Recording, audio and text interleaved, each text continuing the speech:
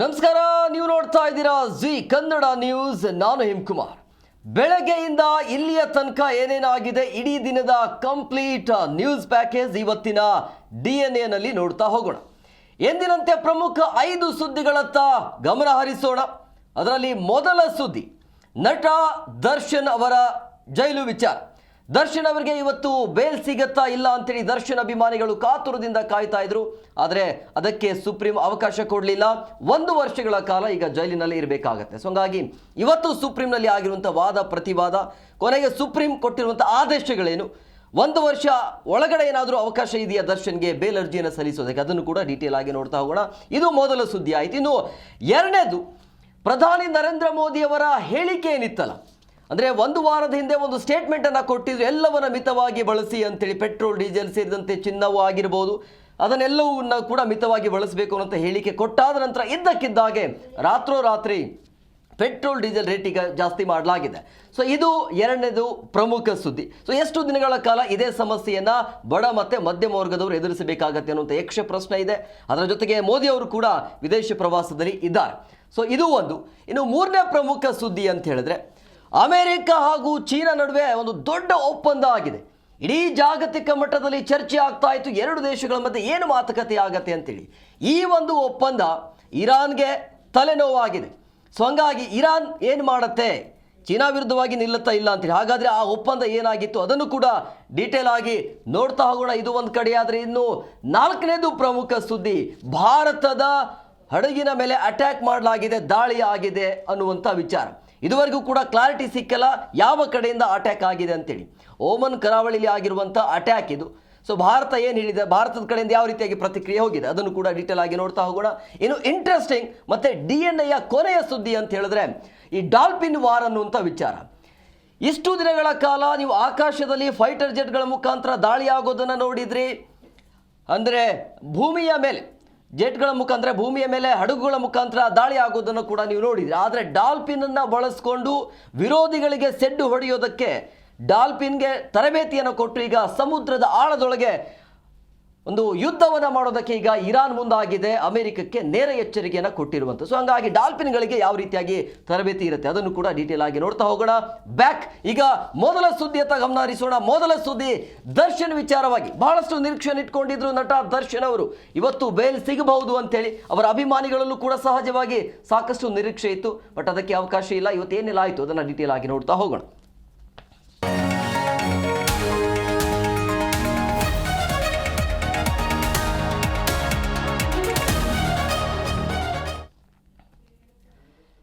ದರ್ಶನ್ ಅಭಿಮಾನಿಗಳು ಕಾತುರದಿಂದ ಕಾಯ್ತಾ ಇದ್ರು, ನಟ ದರ್ಶನ್ಗೆ ಇವತ್ತು ಏನಾಗತ್ತೆ ಅನ್ನುವಂಥದ್ದು. ಬೇಲ್ ಸಿಗತ್ತಾ ಅಥವಾ ಜೈಲೇ ಗತಿ ಆಗತ್ತಾ ಅನ್ನುವಂಥ ಚರ್ಚೆ ಆಗ್ತಾ ಇತ್ತು. ಯಾಕೆ ನಟ ದರ್ಶನ್ ಅವರು ಬೇಲ್ ಅರ್ಜಿಯನ್ನು ಹಾಕಿದ್ರು ಅಂತ ಹೇಳಿದ್ರೆ, ವಿಚಾರಣೆ ವಿಳಂಬ ಆಗ್ತಾ ಇದೆ, ಸರಿಯಾದ ರೀತಿಯಲ್ಲಿ ಸೌಲಭ್ಯ ಕೊಡ್ತಾ ಇಲ್ಲ. ಸೊ ಈ ರೀತಿಯ ನಾನಾ ಕಾರಣಗಳನ್ನು ಕೊಟ್ಟು ನನಗೆ ಬೇಲ್ ಬೇಕು ಅನ್ನುವಂಥ ಅರ್ಜಿಯನ್ನು ಸಲ್ಲಿಕೆ ಮಾಡಿದ್ರು. ಅದರ ವಿಚಾರಣೆ ಆಯಿತು. ದರ್ಶನ್ ಪರ ವಕೀಲರು ಕೂಡ ವಾದವನ್ನು ಮಾಡಿದ್ರು. SPP ಪಬ್ಲಿಕ್ ಪ್ರಾಸಿಕ್ಯೂಟರ್ ಅವರು ಕೂಡ ವಾದವನ್ನು ಮಾಡಿದ್ರು. ಇಬ್ಬರ ವಾದವನ್ನು ಆಲಿಸಿರುವಂಥ ಸುಪ್ರೀಂ ಕೋರ್ಟ್ 1 ವರ್ಷಗಳ ತನಕ ಯಾವುದೇ ಕಾರಣಕ್ಕೂ ಕೂಡ ದರ್ಶನ್ಗೆ ಬೇಲ್ ನೀಡಲಿಕ್ಕೆ ಅವಕಾಶ ಇಲ್ಲ ಅಂತ ಹೇಳ್ತು. ಯಾಕೆ ಅಂತ ಹೇಳಿದ್ರೆ, ಇನ್ನೂ ವಿಚಾರಣೆ ಹಂತದಲ್ಲಿದೆ, ಟ್ರಯಲ್ ನಡೀತಾ ಇದೆ. ಅದನ್ನು ಆದಷ್ಟು ಬೇಗ ಮುಗಿಸಿ, ಅದನ್ನು 1 ವರ್ಷದೊಳಗಡೆ ಮುಗಿಸಿ ಅನ್ನುವಂಥ ಸುಪ್ರೀಂ ಕೋರ್ಟ್ ಅವರ ವಾದ ಆದೇಶ ಇದೆ.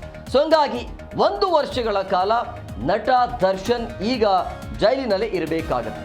ಈಗ ಇರುವಂಥ ಯಕ್ಷ ಪ್ರಶ್ನೆ, ಹಾಗಾದರೆ 1 ವರ್ಷಗಳ ತನಕ ನಟ ದರ್ಶನ್ ಜೈಲಿನಲ್ಲೇ ಇರಬೇಕಾಗತ್ತಾ ಅಥವಾ ಬೇಲ್ಗೆ ಅರ್ಜಿಯನ್ನು ಹಾಕೋದಕ್ಕೆ ಅವರಿಗೆ ಅವಕಾಶ ಇರುತ್ತಾ ಇಲ್ಲವಂತ ಈಗ ಯಕ್ಷ ಪ್ರಶ್ನೆ ಇದೆ. ಅದನ್ನು ಕೂಡ ನಾವು ಮುಂದಿನ ಹಂತದಲ್ಲಿ ಡೀಟೇಲ್ ಕೊಡ್ತಾ ಹೋಗ್ತೀವಿ. ಯಾಕೆ ಅವಕಾಶ ಇದೆಯಾ ಇಲ್ಲ ಅನ್ನೋದು ನಿಮಗೆಲ್ಲರಿಗೂ ಕೂಡ ಗೊತ್ತಿರುವಂಥ ವಿಚಾರ. ನಟ ದರ್ಶನ್ ಅವರು ಯಾಕೆ ಜೈಲಿನಲ್ಲಿ ಇದ್ದಾರೆ ಅನ್ನೋದು 2 ವರ್ಷ ಆಗಕ್ಕೆ ಬಂತು. ಈಗ ರೇಣುಕಾಸ್ವಾಮಿ ಅನ್ನುವಂಥ ಒಬ್ಬ ಸಾಮಾನ್ಯ ವ್ಯಕ್ತಿಯನ್ನು ಬಡಿದು ಕೊಂದು ಹಾಕಿ ಜೈಲಿನಲ್ಲಿ ಸೇರಿರುವಂಥ ನಟ ದರ್ಶನ್ ಆರಂಭದಲ್ಲಿ ಮಾಡಿರುವಂಥ ಇವರ ಪ್ಲಾನ್, ಆತ ಸತ್ತಾದ ನಂತರ ಆ ಕೇಸನ್ನು ಮುಚ್ಚಿ ಹಾಕೋದಕ್ಕೆ ತಾನು ಯಾವುದೇ ಕಾರಣಕ್ಕೂ ಕೂಡ ಈ ಕೇಸಲ್ಲಿ ಸಿಕ್ಕಾಕಿಕೊಳ್ಳಬಾರದು ಅಂಥೇಳಿ ಯಾವ ರೀತಿಯಾಗಿ ಆ ಪ್ರಯತ್ನವನ್ನು ಮಾಡಿದ್ರು ಅದೆಲ್ಲವೂ ಕೂಡ ರೆಕಾರ್ಡಿಂಗ್ ಇದೆ. ಹಾಗಾಗಿ ಇದೆಲ್ಲವೂ ಇದ್ರೂ ಕೂಡ ಆರಂಭದಲ್ಲಿ ಏನಾಗುತ್ತೆ, ಹೈಕೋರ್ಟ್ ಇವರಿಗೆ ಬೇಲ್ ಕೊಟ್ಬಿಡುತ್ತೆ. ಆವಾಗ ಸರ್ಕಾರ ಏನು ಮಾಡುತ್ತೆ, ಹೈಕೋರ್ಟ್ ಆದೇಶವನ್ನು ಪ್ರಶ್ನಿಸಿ ನೇರವಾಗಿ ಸುಪ್ರೀಂ ಕೋರ್ಟ್ಗೆ ಹೋಗುತ್ತೆ. ಅಲ್ಲಿ ನೇರವಾಗಿ ಇದೆಲ್ಲ ನೋಡಿ, ರಿಪೋರ್ಟ್ಗಳನ್ನು ನೋಡಿ, ಎಲ್ಲ ಸಾಕ್ಷ್ಯಗಳನ್ನು ನೋಡಿ ಸುಪ್ರೀಂ ಕೋರ್ಟ್ ಶಾಕ್ಗೆ ಒಳಗಾಗುತ್ತೆ. ಸರಿಯಾಗಿ ಉಗಿದ್ರು ದರ್ಶನ್ ಅವರಿಗೆ, ಮತ್ತೆ ಒಳಗಾಕಿ ಅಂತ ಹೇಳಿದ್ರು, ಎಲ್ಲಿದ್ರು ಎಲ್ಲ ಎತ್ತಾಕೊಂಡು ಬಂದರು. ಸೊ ಈಗ ಆಲ್ಮೋಸ್ಟ್ ಅಲ್ಲಿ 2 ವರ್ಷ ಆಗಕ್ಕೆ ಬಂತು. ಸೊ ಟ್ರಯಲ್ ಅಂತೂ ನಡೀತಾ ಇದೆ. ಬಟ್ ದರ್ಶನ್ ಅವರ ಪರ ವಕೀಲರು ಹೇಳ್ತಾ ಇರುವಂಥದ್ದು ಟ್ರಯಲ್ ಡಿಲೇ ಆಗ್ತಾ ಇದೆ, ಆದಷ್ಟು ಬೇಗ ಅದನ್ನು ಮುಗಿಸಿ ಅನ್ನುವಂಥ ಇವರ ಪ್ರಮುಖ ಪ್ರಶ್ನೆ ಆಗಿತ್ತು. ಸೊ ಹಂಗಾಗಿ ಏನೆಲ್ಲ ಆಯಿತು ಇವತ್ತು ಅನ್ನೋದನ್ನು ಕೂಡ ಡೀಟೇಲ್ ಆಗಿ ನೋಡ್ತಾ ಹೋಗೋಣ. ದರ್ಶನ್ ಪರ ವಕೀಲರು ಯಾವ ರೀತಿಗೆ ವಾದವನ್ನು ಮಾಡಿದರು, ಆಮೇಲೆ ಸರ್ಕಾರದ ಪರವಾಗಿ ಯಾವ ರೀತಿ ವಾದ ಇತ್ತು ಅನ್ನೋದನ್ನು ಕೂಡ ಡೀಟೇಲ್ ಆಗಿ ನೋಡ್ತಾ ಹೋಗೋಣ. ದರ್ಶನ್ಗೆ 1 ವರ್ಷಗಳ ಕಾಲ ಈಗ ಜೈಲು ಅಂತೂ ಖಾಯಂ ಆಗುತ್ತೆ, ಏನು ಮಾಡೋಕ್ಕಾಗಲ್ಲ. ಏನು ವ್ಯವಸ್ಥೆ ಇದೆ ಇವಾಗ, ಆ ವ್ಯವಸ್ಥೆಯಲ್ಲೇ 1 ವರ್ಷಗಳ ಕಾಲ ಜೈಲಿನಲ್ಲೇ ಇರಬೇಕಾಗತ್ತೆ. ಸೊ ಹಂಗಾಗಿ ರೇಣುಕಾಸ್ವಾಮಿ ಕೊಲೆ ಪ್ರಕರಣದಲ್ಲಿ ದರ್ಶನ್ ಜಾಮೀನು ಅರ್ಜಿ ಇದೆಯಲ್ಲ, ಇವತ್ತು ಸುಪ್ರೀಂ ಕೋರ್ಟ್ ಅದನ್ನು ವಜಾ ಮಾಡ್ತು. ಸೊ 1 ವರ್ಷ ಆದ ಬಳಿಕ ಜಾಮೀನು ಅರ್ಜಿಯನ್ನು ಪರಿಗಣಿಸುವುದಾಗಿ ಅರ್ಜಿಯನ್ನು ವಜಾಗೊಳಿಸಿದ ಇವತ್ತು ಸುಪ್ರೀಂ ಕೋರ್ಟ್. ಸೊ ಹಂಗಾಗಿ ಸುಪ್ರೀಂ ಕೋರ್ಟ್ ತೀರ್ಪು ಆಗಿರುವಂಥ ಹಿನ್ನೆಲೆಯಲ್ಲಿ ಈಗ ನಟ ದರ್ಶನ್ ಅವರಿಗೆ 1 ವರ್ಷ ಅಂತೂ ಜೈಲುವಾಸ ಅಂತೂ ಫಿಕ್ಸ್ ಆಗಿದೆ. ಅಂದರೆ ಮೇ 15, 2027 ತನಕ ಎಲ್ಲ ಸಾಕ್ಷಿಗಳ ವಿಚಾರಣೆ ಪೂರ್ಣ ಆಗಬೇಕು ಅಂತ ಸುಪ್ರೀಂ ಹೇಳಿದೆ. ಸೊ ಹಂಗಾಗಿ 1 ವರ್ಷಗಳ ಕಾಲ ವಿಚಾರಣೆ ಆಗಲೇಬೇಕು. ಈ ವಿಚಾರಣೆ ಆದ ನಂತರ 1 ವರ್ಷ ಆದಮೇಲೆ ಮತ್ತೊಮ್ಮೆ ಅಪೀಲ್ ಮಾಡೋದಕ್ಕೆ ಅವಕಾಶ ಇರುತ್ತೆ ನಟ ದರ್ಶನ್ ಅವರು. ಆವಾಗ ಅದು ಸಿಗತ್ತೆ ಇಲ್ಲ ಗೊತ್ತಿಲ್ಲ, ಆದರೆ ಈಗ 1 ವರ್ಷಗಳ ಕಾಲ ಏನು ಮಾಡೋಕ್ಕಾಗಲ್ಲ. ಸೊ ಈಗ ನಟ ದರ್ಶನ್ ಅವರ ಅಭಿಮಾನಿಗಳಂತೂ ಆತಂಕದಲ್ಲಿದ್ದಾರೆ. 2 ವರ್ಷ ಆಯಿತು, ಇನ್ನೊಂದು ವರ್ಷ ಆದರೆ ಆಲ್ಮೋಸ್ಟ್ 3 ವರ್ಷಗಳ ಕಾಲ ರೇಣುಕಾಸ್ವಾಮಿ ಯಾರು ಅಂತ ಹೇಳಿದ್ರೆ ಬೇರೆ ಯಾರೂ ಅಲ್ಲ, ಆತ ದರ್ಶನ್ ಅವರ ಅಭಿಮಾನಿನೇ. ದರ್ಶನ್ ಅವರ ಗೆಳತಿ ಪವಿತ್ರ ಗೌಡಗೆ ಏನೋ ಅಶ್ಲೀಲವಾಗಿ ಮೆಸೇಜ್ ಮಾಡಿದ್ರು ಅನ್ನುವಂಥ ಕಾರಣಕ್ಕೆ ಆತನಿಗೆ ಶೆಡ್ಗೆ ಕರ್ಕೊಂಡು ಹೋಗಿ ಚಿತ್ರಹಿಂಸೆಯನ್ನು ಕೊಟ್ಟು ಆತನ ಕೊಂದು ಬಡ್ದಾಕಿದ್ರು. ಯಾವ ರೀತಿಯಾಗಿ ಕೊಂದಿದ್ರು, ಯಾವ ರೀತಿಯಾಗಿ ಕೊಲೆ ಮಾಡಿದ್ರು ಅನ್ನೋದು ನಿಮಗೆಲ್ಲರಿಗೂ ಕೂಡ ಗೊತ್ತಿರುವಂಥ ವಿಚಾರ, ಅದೆಲ್ಲವೂ ಕೂಡ ಹಳೆ ಕತೆ. ಸೊ ಆ ಕೇಸನ್ನು ಮುಚ್ಚಿ ಹಾಕೋದಕ್ಕೆ ಪ್ರಯತ್ನ ಆಯಿತು. ಆಮೇಲೆ ಲಕ್ವ ಹೊಡೆದು ಬಿಡುತ್ತೆ ಅಂಥೇಳಿ ಒಂದು ಅರ್ಜಿಯನ್ನು ಸಲ್ಲಿಸಿದ್ರಲ್ಲ ಅವರು. ಸೊ ಹಂಗಾಗಿ ಬೇಲ್ ಕೊಡಬೇಕು ಅಂಥೇಳಿ ಅದನ್ನು ಕೋರ್ಟ್ ಓಕೆ ಅಂತ ಹೇಳಿಬಿಡ್ತು. ಅದೆಲ್ಲವೂ ಕೂಡ ಸುಳ್ಳು ಅಂತ ಗೊತ್ತಾಯಿತು. ನಾನು ತೋರಿಸ್ಬೇಕು, ಲಕ್ವ ಹೊಡೆದು ಬಿಡುತ್ತೆ, ಬೇಗ ಬೇಲ್ ಬೇಕು ಅಂತ ಬೇಲು ಕೊಟ್ಟಾದ ನಂತರ ಇವರು ಹಾಸ್ಪಿಟ್ಲಿಗೆ ಹೋಗಲಿಲ್ಲ, ತೋರಿಸ್ಕೊಳ್ಳಿಲ್ಲ, ಅದನ್ನು ಆರೋಗ್ಯ ಸಮಸ್ಯೆ ಏನೇನು ತೋರಿಸ್ಕೊಳ್ಳಿ. ಹಂಗಾಗಿ ಅದೆಲ್ಲವೂ ಕೂಡ ಸುಳ್ಳು ಅನ್ನೋದು ಮತ್ತೆ ಪ್ರೂವ್ ಆಯಿತು. ಆಮೇಲೆ ಬಂದಾದ ನಂತರ ಹೊರಗಡೆ ಬಂದು ಶೂಟಿಂಗ್ ಮುಗಿಸಿದ್ರು, ಕಂಪ್ಲೀಟ್ಲಿ ಆ ಶೂಟ್ ಮಾಡಿಕೊಟ್ರು, ಅದು ಬೇರೆ ವಿಚಾರ. ಬಟ್ ಇಲ್ಲಿ ಸುಳ್ಳು ಹೇಳಿ ಜಾಮೀನು ಪಡೆದ್ರಲ್ಲ, ಅದು ಸುಪ್ರೀಂಗೆ ಮತ್ತೆ ಅದು ಪ್ಲಸ್ ಆಯಿತು. ಸೊ ಹಂಗಾಗಿ ಈ ರೀತಿಯಾಗಿ ನಟ ದರ್ಶನ್ ಪದೇ ಮಿಸ್ಟೇಕ್ ಮಾಡಿರುವಂಥ ಹಿನ್ನೆಲೆಯಲ್ಲಿ ಜೈಲಿನಲ್ಲಿ ಇರಬೇಕಾಗಿರುವಂಥ ಪರಿಸ್ಥಿತಿ ಈಗ ಎದುರಾಗಿದೆ. ಇನ್ನು ದರ್ಶನ್ ಪರ ವಕೀಲರ ವಾದ ಏನು, ಅದನ್ನು ಕೂಡ ಕ್ವಿಕ್ ಆಗಿ ನೋಡ್ತಾ ಹೋಗೋಣ. ದರ್ಶನ್ ಪರವಾಗಿ ಇವತ್ತು ವಕೀಲರು ಯಾವ ರೀತಿಯಾಗಿ ವಾದವನ್ನು ಮಂಡಿಸಿದ್ರು ಅಂತೇಳಿ, ಯಾಕೆ ದರ್ಶನ್ಗೆ ಬೇಲ್ ಬೇಕು ಅನ್ನೋದು ದರ್ಶನ್ ಪರವಾಗಿರುವಂಥ ವಕೀಲರು ವಾದವನ್ನು ಮಂಡಿಸಬೇಕಾಗತ್ತೆ. ಸೊ ಹಂಗಾಗಿ ಯಾವ ರೀತಿಯಾಗಿ ದರ್ಶನ್ ಕಡೆಯಿಂದ ಅಥವಾ ದರ್ಶನ್ ವಕೀಲರಿಂದ ವಾದ ಮಂಡನೆ ಆಯಿತು ಅನ್ನೋದು, ಇವತ್ತು ಸಾಕ್ಷ್ಯಗಳ ವಿಚಾರಣೆ ವಿಳಂಬ ಆಗ್ತಾ ಇದೆ ಅನ್ನೋದು ಅವರ ಒಂದು ವಾದ ಇತ್ತು. ಆದಷ್ಟು ಬೇಗ ಸಾಕ್ಷ್ಯಗಳ ವಿಚಾರಣೆ ಆಗಬೇಕು ಅನ್ನೋದು ಸುಪ್ರೀಂ ಕೋರ್ಟಲ್ಲಿ ಇವತ್ತು ನಟ ದರ್ಶನ್ ಪರವಾಗಿರುವಂಥ ವಕೀಲರಾಗಿರುವಂಥ ಮುಕುಲ್ ರೋಹಟ್ಗಿ ಅವರು 272ಕ್ಕೂ ಹೆಚ್ಚು ಸಾಕ್ಷ್ಯಗಳು ಪ್ರಕರಣದಲ್ಲಿದ್ದಾವೆ.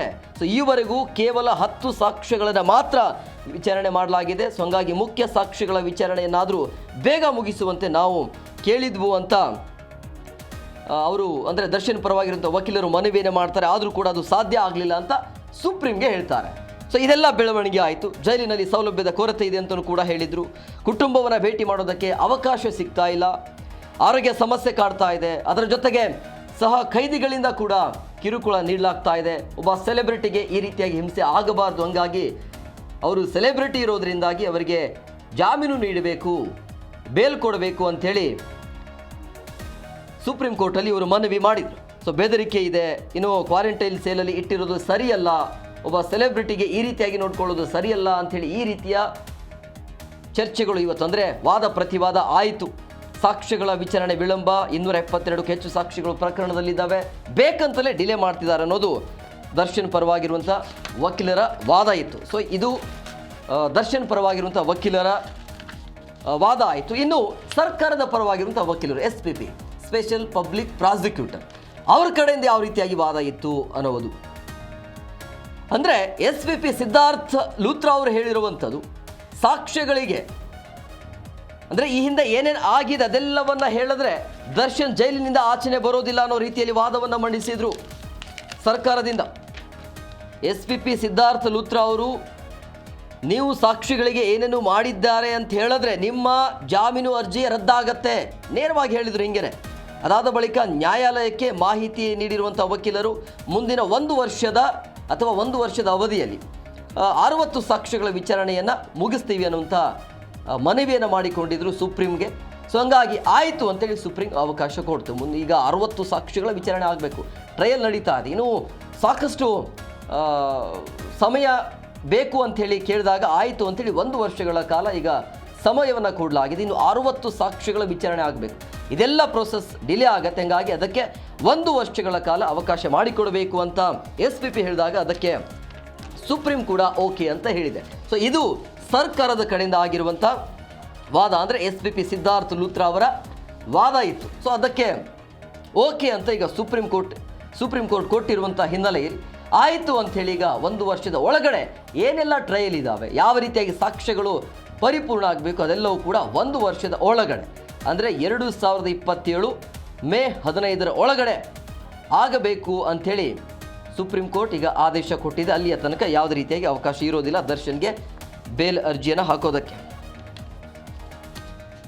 ಇನ್ನು ದರ್ಶನ್ ಪರವಾಗಿರುವಂಥ ವಕೀಲರು ಮತ್ತು SPP ನಡುವೆ ನಡೆದಿರುವಂಥ ಎರಡೂ ಕಡೆ ನಡೆದಿರುವಂಥ ವಾದ ಪ್ರತಿವಾದವನ್ನು ಆಲಿಸಿರುವಂಥ ಸುಪ್ರೀಂ ಹೇಳಿದೆ ಏನು, ಯಾವ ರೀತಿಯಾಗಿ ಆದೇಶವನ್ನು ಉಲ್ಲೇಖ ಮಾಡಿತು ಸುಪ್ರೀಂ ಕೋರ್ಟ್, ಅದನ್ನು ಕೂಡ ನೋಡ್ತಾ ಹೋಗೋಣ. ಯಾವೆಲ್ಲ ಅಂಶಗಳನ್ನು ಉಲ್ಲೇಖ ಮಾಡಿದೆ, ಏನು ಮಾಡಬೇಕು, ಈ ಪ್ರೋಸೆಸ್ ಎಷ್ಟು ಬೇಗ ಮುಗಿಬೇಕು ಅಂಥೇಳಿ ಈಗಾಗಲೇ ಕೂಡ ಸರ್ಕಾರಕ್ಕೆ ಅಂದರೆ ಪಬ್ಲಿಕ್ ಪ್ರಾಸಿಕ್ಯೂಟರ್ಗೆ ಕೂಡ ಮಾಹಿತಿಯನ್ನು ಕೊಟ್ಟಿರುವಂಥದ್ದು. ಸೊ ಹಂಗಾಗಿ ಈ ಪ್ರಕರಣದ ವಿಚಾರಣೆ ನಿಧಾನಗತಿ ಆಗ್ತಿದೆ ಅಂತಲೂ ಕೂಡ ಬೇಸರವನ್ನು ಹೊರಹಾಕ್ತು ಸುಪ್ರೀಂ ಕೋರ್ಟ್ ನ್ಯಾಯಮೂರ್ತಿ ಆಗಿರುವಂಥ ಜಸ್ಟಿಸ್ JB ಪಾರ್ದಿವಾಲಾ ಮತ್ತು ಜಸ್ಟಿಸ್ ವಿಜಯ್ ಬಿಷ್ಣೋಯ್ ಅವರ ಪೀಠ ಇವತ್ತೇನು ವಿಚಾರಣೆ ಮಾಡ್ತಲ್ಲ. ಸೊ ಕೋರ್ಟ್ ಈ ರೀತಿಯಾಗಿ ಅಂದರೆ ಪ್ರಕರಣದ ವಿಚಾರಣೆ ತುಂಬ ನಿಧಾನ ಆಗಿದೆ. 272 ಸಾಕ್ಷಿದಾರರಲ್ಲಿ ಕೇವಲ ಕೆಲವು ಮಂದಿಯ ವಿಚಾರಣೆ ಮಾತ್ರ ಆಗಿದೆ. ಸೊ ಇದರಿಂದ ನ್ಯಾಯ ಪ್ರಕ್ರಿಯೆ ವಿಳಂಬ ಆಗ್ತಾ ಇದೆ, ಅದು ಆಗಬಾರ್ದು ಅನ್ನೋದು. ಇನ್ನು ಮುಂದಿನ 1 ವರ್ಷದ ಒಳಗಡೆ ಪ್ರಕರಣ ಏನಿದೆ ಅದು ಮುಗಿಯಬೇಕು ಅಂತೇಳಿ. ಸೊ ಆ ಅವಧಿಯಲ್ಲಿ ಹೊಸ ಜಾಮೀನು ಅರ್ಜಿಯನ್ನು ಅಲ್ಲಿಯ ತನಕ ಅಂದರೆ ಹೊಸ ಜಾಮೀನು ಅರ್ಜಿಯನ್ನು ಹಾಕಬಾರ್ದು ಅಂಥೇಳಿ ದರ್ಶನ್ಗೆ ಸೂಚನೆಯನ್ನು ಕೊಡಲಾಗಿದೆ. ಅಂದರೆ ಟ್ರಯಲ್ ಮುಗಿಯೋ ತನಕ ಅವಕಾಶ ಇಲ್ಲ ಅಂತ.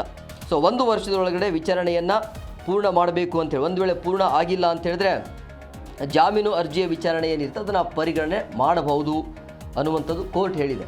ಈಗ 1 ವರ್ಷದ ಒಳಗಡೆ ಆಗಬೇಕಾಗಿರುವಂಥ ಟ್ರಯಲ್ ಮುಕ್ತಾಯ ಆಗಿಲ್ಲ ಅಂತೇಳಿ ದರ್ಶನ್ಗೂ ಕೂಡ ಅವಕಾಶ ಇರುತ್ತೆ ಜಾಮೀನು ಅರ್ಜಿಯನ್ನು ಸಲ್ಲಿಕೆ ಮಾಡೋದಕ್ಕೆ, ಪ್ರಶ್ನೆ ಮಾಡಬಹುದು. ಸುಪ್ರೀಂ ಕೋರ್ಟ್ ಅವಕಾಶ ಕೊಟ್ಟಿದ್ರು ಕೂಡ ನಮಗೆ ಇದುವರೆಗೂ ಕೂಡ ಒಂದು ಟ್ರಯಲ್ ಮುಗ್ದಿಲ್ಲ ಅಂತೇಳಿ ಕೂಡ ಆ ರೀತಿ ವಾದ ಮಾಡೋದಕ್ಕೂ ಕೂಡ ಅವಕಾಶ ಇರುತ್ತೆ ದರ್ಶನ್ಗೆ. ಸೊ ಈಗ ಇದೆಲ್ಲ ಆಯ್ತಲ್ಲ ಬೆಳವಣಿಗೆ, ಇನ್ನೇನು ಮಾಡೋಕ್ಕಾಗತ್ತೆ ದರ್ಶನ್ ಅವರಿಗೆ? 1 ವರ್ಷಗಳ ಕಾಲ ಈಗ ನಟ ದರ್ಶನ್ ಜೈಲಿನಲ್ಲೇ ಇರಬೇಕಾಗತ್ತೆ. ಏನು ಮಾಡಬಹುದು ಮುಂದೆ ದರ್ಶನ್ಗೆ, ಏನೆಲ್ಲ ಆಯ್ಕೆ ಇರುತ್ತೆ? ಹಾಗಾದರೆ ಹೇಗೆ 1 ವರ್ಷಗಳ ಕಾಲ ಜೈಲಿನಲ್ಲೇ ಕಳೆಯೋದಾದರೆ ಏನು ಅಂದರೆ ಹಬ್ಬ ಹರಿದಿನಗಳೇನಿರ್ತಾವಲ್ಲ ಅದೆಲ್ಲವೂ ಕೂಡ ಜೈಲಿನಲ್ಲಿ ಈಗ ಆಚರಣೆ ಮಾಡಬೇಕಾಗತ್ತೆ. ಸೊ ಹಂಗಾಗಿ ಟ್ರಯಲ್ ಮುಗಿಯ ತನಕ ಜೈಲಿನಲ್ಲೇ ಇರಬೇಕಾಗಿರುವಂಥ ಪರಿಸ್ಥಿತಿ ಈಗ ಸುಪ್ರೀಂ ಕೋರ್ಟ್ ಈಗ ಸ್ವತಃ 1 ವರ್ಷದ ಗಡುವು ಕೊಟ್ಟಿರುವಂಥ ಹಿನ್ನೆಲೆ ಅಷ್ಟರ ಒಳಗಡೆ ಮತ್ತೆ ಬೇಲ್ ಕೊಡುವಂಥ ಸಾಧ್ಯತೆ ಅಂತೂ ಇಲ್ಲ, ತೀರಾ ಕಡಿಮೆ ಅದು. ಯಾಕೆಂದರೆ 1 ವರ್ಷ ಟೈಮ್ ಸುಪ್ರೀಂ ಕೋರ್ಟೇ ಕೊಟ್ಟಿರುವಂಥ ಹಿನ್ನೆಲೆಯಲ್ಲಿ ದರ್ಶನ್ಗೆ ಇದೆಲ್ಲವೂ ಕೂಡ ಹಿನ್ನಡೆ ಆಗತ್ತೆ. ಸೊ ಹಂಗಾಗಿ ಬರುವಂಥ ಹಬ್ಬಗಳು ಇರ್ತಾವಲ್ಲ, ಏನೇ ಹಬ್ಬ ಇರಲಿ, ಧಾರ್ಮಿಕ ಹಬ್ಬಗಳು ಬಂದಾಗ ಅದೆಲ್ಲವೂ ಕೂಡ ಜೈಲಿನಲ್ಲಿ ಆಗಬೇಕು. 1 ವರ್ಷದಲ್ಲಿ ಗಣೇಶ ಹಬ್ಬ ಆಗಿರ್ಬೋದು, ದೀಪಾವಳಿ ಆಗಿರ್ಬೋದು, ಆ ಎಲ್ಲ ಹಬ್ಬಗಳು ಜೈಲಿನಲ್ಲೇ ಆಚರಣೆ ಮಾಡಬೇಕಾಗತ್ತೆ ನಟ ದರ್ಶನ್ಗೆ. ನಿಜವಾಗ್ಲೂ ಕೂಡ ಬೇಸರ ಆಗತ್ತೆ ಅವರ ಅಭಿಮಾನಿಗಳಿಗೆ ಇದೆಲ್ಲವನ್ನು ನೋಡ್ತಾ ಇದ್ರೆ.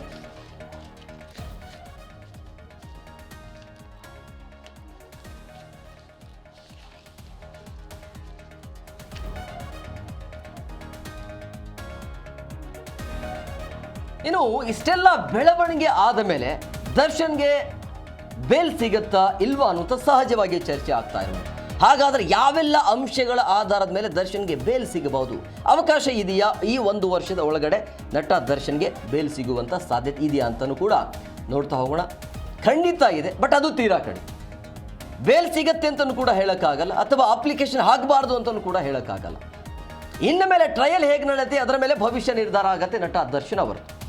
ಸೊ ಹಂಗಾಗಿ ನಟ ದರ್ಶನ್ ಅವರಿಗೆ ಮತ್ತೆ ಬೇಲ್ ಸಿಗುವ ಸಾಧ್ಯತೆ ಅಂತೂ ತೀರಾ ಕಡಿಮೆ. ಯಾವ ರೀತಿಯಾಗಿ ಅಂತ ಹೇಳಿದ್ರೆ ಸಿಗಬಹುದು ಅಂತ ಹೇಳಿದ್ರೆ 1 ವರ್ಷದ ಒಳಗಡೆ ಸಾಕ್ಷಿದಾರರ ವಿಚಾರಣೆ ಪೂರ್ಣ ಆಗಿಲ್ಲ ಅಂತ ಹೇಳಿದ್ರೆ ಪ್ರಶ್ನೆ ಮಾಡೋದಕ್ಕೆ ಮತ್ತೊಮ್ಮೆ ಸುಪ್ರೀಂಗೆ ಹೋಗೋದಕ್ಕೆ ಅವಕಾಶ ಇರುತ್ತೆ. ಸುಪ್ರೀಂ ಆದೇಶ ಕೊಟ್ಟರೂ ಕೂಡ ಟ್ರಯಲ್ ಮುಗಿತಾ ಇಲ್ಲ ಅಂಥೇಳಿ ವಾದವನ್ನು ಅಲ್ಲಿ ಮಾಡಬಹುದು, ಅದೊಂದು ಅವಕಾಶ ಇದೆ. ಇನ್ನು ಟ್ರಯಲ್ ನಿಧಾನ ಆಯಿತು ಅಂತ ಹೇಳಿದ್ರೆ, ಈಗ ಸಾಕ್ಷಿಗಳ ವಿಚಾರಣೆ ಏನಾದರೂ ನಿಧಾನ ಆಯಿತು ಅಂತ ಹೇಳಿದ್ರೆ ಅದಕ್ಕೂ ಕೂಡ ಅವಕಾಶ ಇರುತ್ತೆ. ಇದೆಲ್ಲ ಆಗ್ತಾ ಇಲ್ಲ, ನಮಗೆ ಬೇಲ್ ಕೊಡಿ ಅಂಥೇಳಿ. ಆಮೇಲೆ ಪ್ರಾಸಿಕ್ಯೂಷನ್ ಏನಾದರೂ ವಿಳಂಬ ಮಾಡಿದ್ದೇ ಆದಲ್ಲಿ 1 ವರ್ಷದ ಒಳಗಡೆ ಟೈಮ್ ಕೊಟ್ಟಿದ್ದಾರೆ, ಆ ಟೈಮ್ ಒಳಗಡೆ ಏನಾದರೂ ಕಂಪ್ಲೀಟ್ ಆಗಿಲ್ಲ ಅಂತ ಹೇಳಿದ್ರೆ ಈ ಎಲ್ಲ ಅಂಶಗಳ ಆಧಾರದ ಮೇಲೆ ಬಹುಶಃ ಸಿಗುವಂಥ ಸಾಧ್ಯತೆ ಅಂತೂ ಕಡಿಮೆ, ಸಿಗಬಹುದು, ಹೇಳೋಕ್ಕಾಗಲ್ಲ. ಅಲ್ಲಿ ಟ್ರಯಲ್ ಯಾವ ರೀತಿಯಾಗಿರುತ್ತೆ, ಟ್ರಯಲ್ ಹೇಗೆ ನಡೆಯುತ್ತೆ ಅನ್ನೋದ್ರ ಮೇಲೆ ದರ್ಶನ್ ಅವರ ಭವಿಷ್ಯ ನಿರ್ಧಾರ ಆಗತ್ತೆ. ಸೊ ಈ ಮೇಲ್ನೋಟಕ್ಕೆ ನೋಡ್ತಾ ಇದ್ರೆ ಸಿಗೋದು ತೀರಾ ಕಡಿಮೆ. 1 ವರ್ಷ ಅಂತ ಹೇಳ್ತಾರೆ, 1 ವರ್ಷ ಆದಮೇಲೆ ಏನು ಬೇಕಾದರೂ ಆಗ್ಬೋದು. ಬಟ್ 1 ವರ್ಷದ ಒಳಗಡೆ ಹೇಳ್ತಾ ಇರುವಂಥ ಪ್ರೊಸೆಸ್ ಇದು. 1 ವರ್ಷದ ಒಳಗಡೆ ಸುಪ್ರೀಂ ಹೇಳಿರುವ ರೀತಿಯ ಸರ್ಕಾರ ಪಾಲನೆ ಮಾಡಲಿಲ್ಲ ಅಥವಾ ಇಲ್ಲಿ ಕೋರ್ಟ್ ಅದನ್ನು ಸರಿಯಾಗಿ ಪಾಲಿಸಿಲ್ಲ ಅಂತ ಹೇಳಿದ್ರೆ ಬಹುಶಃ ಸಿಗುವಂಥ ಸಾಧ್ಯತೆ ಇರುತ್ತೆ. ಮತ್ತೆ ವಿಚಾರಣೆ ಆಗಬೇಕು, ಮತ್ತೆ ಸಮಯ ಬೇಕು ಅಂದರೆ ಮತ್ತೆ ಸಮಯ ಕೊಡುವಂಥ ಸಾಧ್ಯತೆಯೂ ಕೂಡ ಇರುತ್ತೆ. ಸೊ ಹಾಗಾಗಿ ಕಷ್ಟ ಸಾಧ್ಯ, ದರ್ಶನ್ಗೆ ಬೇಲ್ ಸಿಗೋದು ಇನ್ನು 1 ವರ್ಷ ಕಷ್ಟ ಅಂತಲೇ ಹೇಳ್ಬೋದು. ಸೊ ಈಗ ಇದೆಲ್ಲ ಬೆಳವಣಿಗೆ ಆಯ್ತಲ್ಲ, ಇನ್ನು ಮೇಲೆ ಏನಾಗುತ್ತೆ? ಈಗ ಸುಪ್ರೀಮಲ್ಲಿ ಕೂಡ ಹೋಗಾಯಿತು, ಸುಪ್ರೀಂ 1 ವರ್ಷಗಳ ಕಾಲಾವಕಾಶ ಕೊಟ್ಟಿದೆ. ಅಲ್ಲಿ 1 ವರ್ಷದ ಒಳಗಡೆ ಇರುವಂಥ ಸಾಕ್ಷಿಗಳನ್ನು ವಿಚಾರಣೆ ಏನಿದೆಯಲ್ಲ ಅದನ್ನು ಕಂಪ್ಲೀಟ್ ಆಗಿ ಮುಗಿಸಿ ಅಂತೇಳಿ. ಸೊ ಹಂಗಾಗಿ ಮುಂದೆ ಏನು ಮಾಡಬಹುದು ಕೋರ್ಟ್ ಅನ್ನೋದು. ಸೊ ಈಗ ಏನಾಗುತ್ತೆ, ಇನ್ನು ಮೇಲೆ ದಿನನಿತ್ಯ ಟ್ರಯಲ್ ಆಗಬೇಕಾಗತ್ತೆ. ಬೆಂಗಳೂರಿನಲ್ಲಿ ಈಗ ಟ್ರಯಲ್ ಕೋರ್ಟಲ್ಲಿ ದಿನನಿತ್ಯ ವಿಚಾರಣೆ ನಡೆಯುತ್ತೆ. ಸಾಕ್ಷಿದಾರ ಹೇಳಿಕೆಗಳು ದಾಖಲಾಗಬೇಕಾಗತ್ತೆ. ಇನ್ನು ಆರೋಪ ಸಾಬೀತಾದರೆ ಶಿಕ್ಷೆ ಆಗುವಂಥ ಸಾಧ್ಯತೆ ಇರುತ್ತೆ. ಈ ಟ್ರಯಲ್ ಹೇಗೆ ನಡೆಯುತ್ತಲ್ಲ ಅದರ ಮೇಲೆ ದರ್ಶನ್ ಅವರ ಭವಿಷ್ಯ ನಿರ್ಧಾರ ಆಗುತ್ತೆ. ಸೊ ಇದು ಭಾಳ ಇಂಪಾರ್ಟೆಂಟ್. ಇನ್ನು ಸಾಕ್ಷ್ಯ ಪೂರ್ತಿಯ ಮೇಲೆ ಅಂತಿಮ ತೀರ್ಪು ಬರುತ್ತೆ. ಅಂದರೆ ಟ್ರಯಲ್ ಹೇಗೆ ನಡೆಯುತ್ತೆ, ಆ ಟ್ರಯಲ್ ಆದ ನಂತರ ಕೊನೆಗೆ ಪಿಕ್ಚರ್ ಇರುತ್ತಲ್ಲ ಅದು ಬಹಳ ಇಂಪಾರ್ಟೆಂಟ್ ಆಗುತ್ತೆ. ಈಗ ದರ್ಶನ್ ಆರೋಪಿ ಆಗಿದ್ದಾರೆ. ಸೊ ಅಂತಿಮ ತೀರ್ಪು ಬರುವ ತನಕ ಅವರನ್ನು ಅಪರಾಧಿ ಅಂತ ಘೋಷಣೆ ಮಾಡಲಿಕ್ಕೆ ಆಗೋದಿಲ್ಲ. ಸೊ ಹಂಗಾಗಿ ಬೆಂಗಳೂರಿನ ಈ ಟ್ರಯಲ್ ಕೋರ್ಟಲ್ಲಿ ದಿನನಿತ್ಯ ವಿಚಾರಣೆ ನಡೀತಾನೆ ಇರುತ್ತೆ. ಇನ್ಮೇಲೆ ಕಂಟಿನ್ಯೂ 1 ವರ್ಷ, ಬಹುಶಃ ಆ ಪ್ರೊಸೆಸ್ ಇನ್ಮೇಲೆ ಜಾಸ್ತಿ ಆಗ್ಬೋದು. ಯಾಕಂದರೆ ಸುಪ್ರೀಂ ಕೋರ್ಟೇ ಹೇಳಿರುವಂಥ ಹಿನ್ನೆಲೆಯಲ್ಲಿ, ಡೆಡ್ಲೈನ್ ಕೊಟ್ಟಿರುವಂಥ ಹಿನ್ನೆಲೆಯಲ್ಲಿ ಆ ಪ್ರೊಸೆಸ್ ಜಾಸ್ತಿ ಆಗುತ್ತೆ. ಸಾಕ್ಷಿದಾರರ ಹೇಳಿಕೆಗಳು ಇಲ್ಲಿ ದಾಖಲಾಗ್ತವೆ. ಸೊ ಆರೋಪ ಏನಾದರೂ ಸಾಬೀತಾದರೆ ಶಿಕ್ಷೆ ಆಗತ್ತೆ. ಒಂದು ವೇಳೆ ಆರೋಪ ಸಾಬೀತು ಆಗಿಲ್ಲ ಅಂತ ಹೇಳಿದ್ರೆ ಬಹುಶಃ ಅವರಿಗೆ ಬೇಲ್ ಸಿಗುವಂತಹ ಸಾಧ್ಯತೆ ಇರುತ್ತೆ.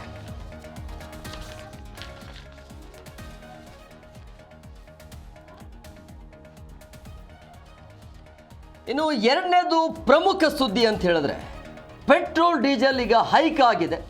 ನರೇಂದ್ರ ಮೋದಿಯವರ ಹೇಳಿಕೆ 1 ವಾರನೂ ಆಗಿಲ್ಲ, ಅವರು 5-6 ದಿನಗಳ ಹಿಂದೆ ಒಂದು ಸ್ಟೇಟ್ಮೆಂಟನ್ನು ಕೊಡ್ತಾರೆ, ದೇಶದ ಹಿತದೃಷ್ಟಿಯಿಂದ ಅಂತ ಅಂದ್ಕೊಳ್ಳೋಣ. ಮಧ್ಯಪ್ರಾಚ್ಯದಲ್ಲಿ ಯುದ್ಧ ನಡೀತಾ ಇರುವಂಥ ಹಿನ್ನೆಲೆಯಲ್ಲಿ ದೇಶಕ್ಕೆ ಬರಬೇಕಾಗಿರುವಂಥ ತೈಲಗಳು ಬರ್ತಾ ಇಲ್ಲ, ಆಮದು ಕಟ್ಟಾಗ್ಬಿಟ್ಟಿದೆ. ಹಂಗಾಗಿ 1 ವರ್ಷಗಳ ಕಾಲ ನೀವು ಪೆಟ್ರೋಲ್ ಡೀಸೆಲನ್ನು ಖರೀದಿ ಕಮ್ಮಿ ಮಾಡಿ, ಅಂದರೆ ವಾಹನವನ್ನು ಕಡಿಮೆ ಬಳಕೆ ಮಾಡಿ ಅನ್ನೋದು ಒಂದು. ಆಮೇಲೆ ಚಿನ್ನವನ್ನು ಖರೀದಿ ಮಾಡಲೇಬೇಡಿ ಅನ್ನೋ ರೀತಿಯಲ್ಲಿ ಮಾತನಾಡಿದರು.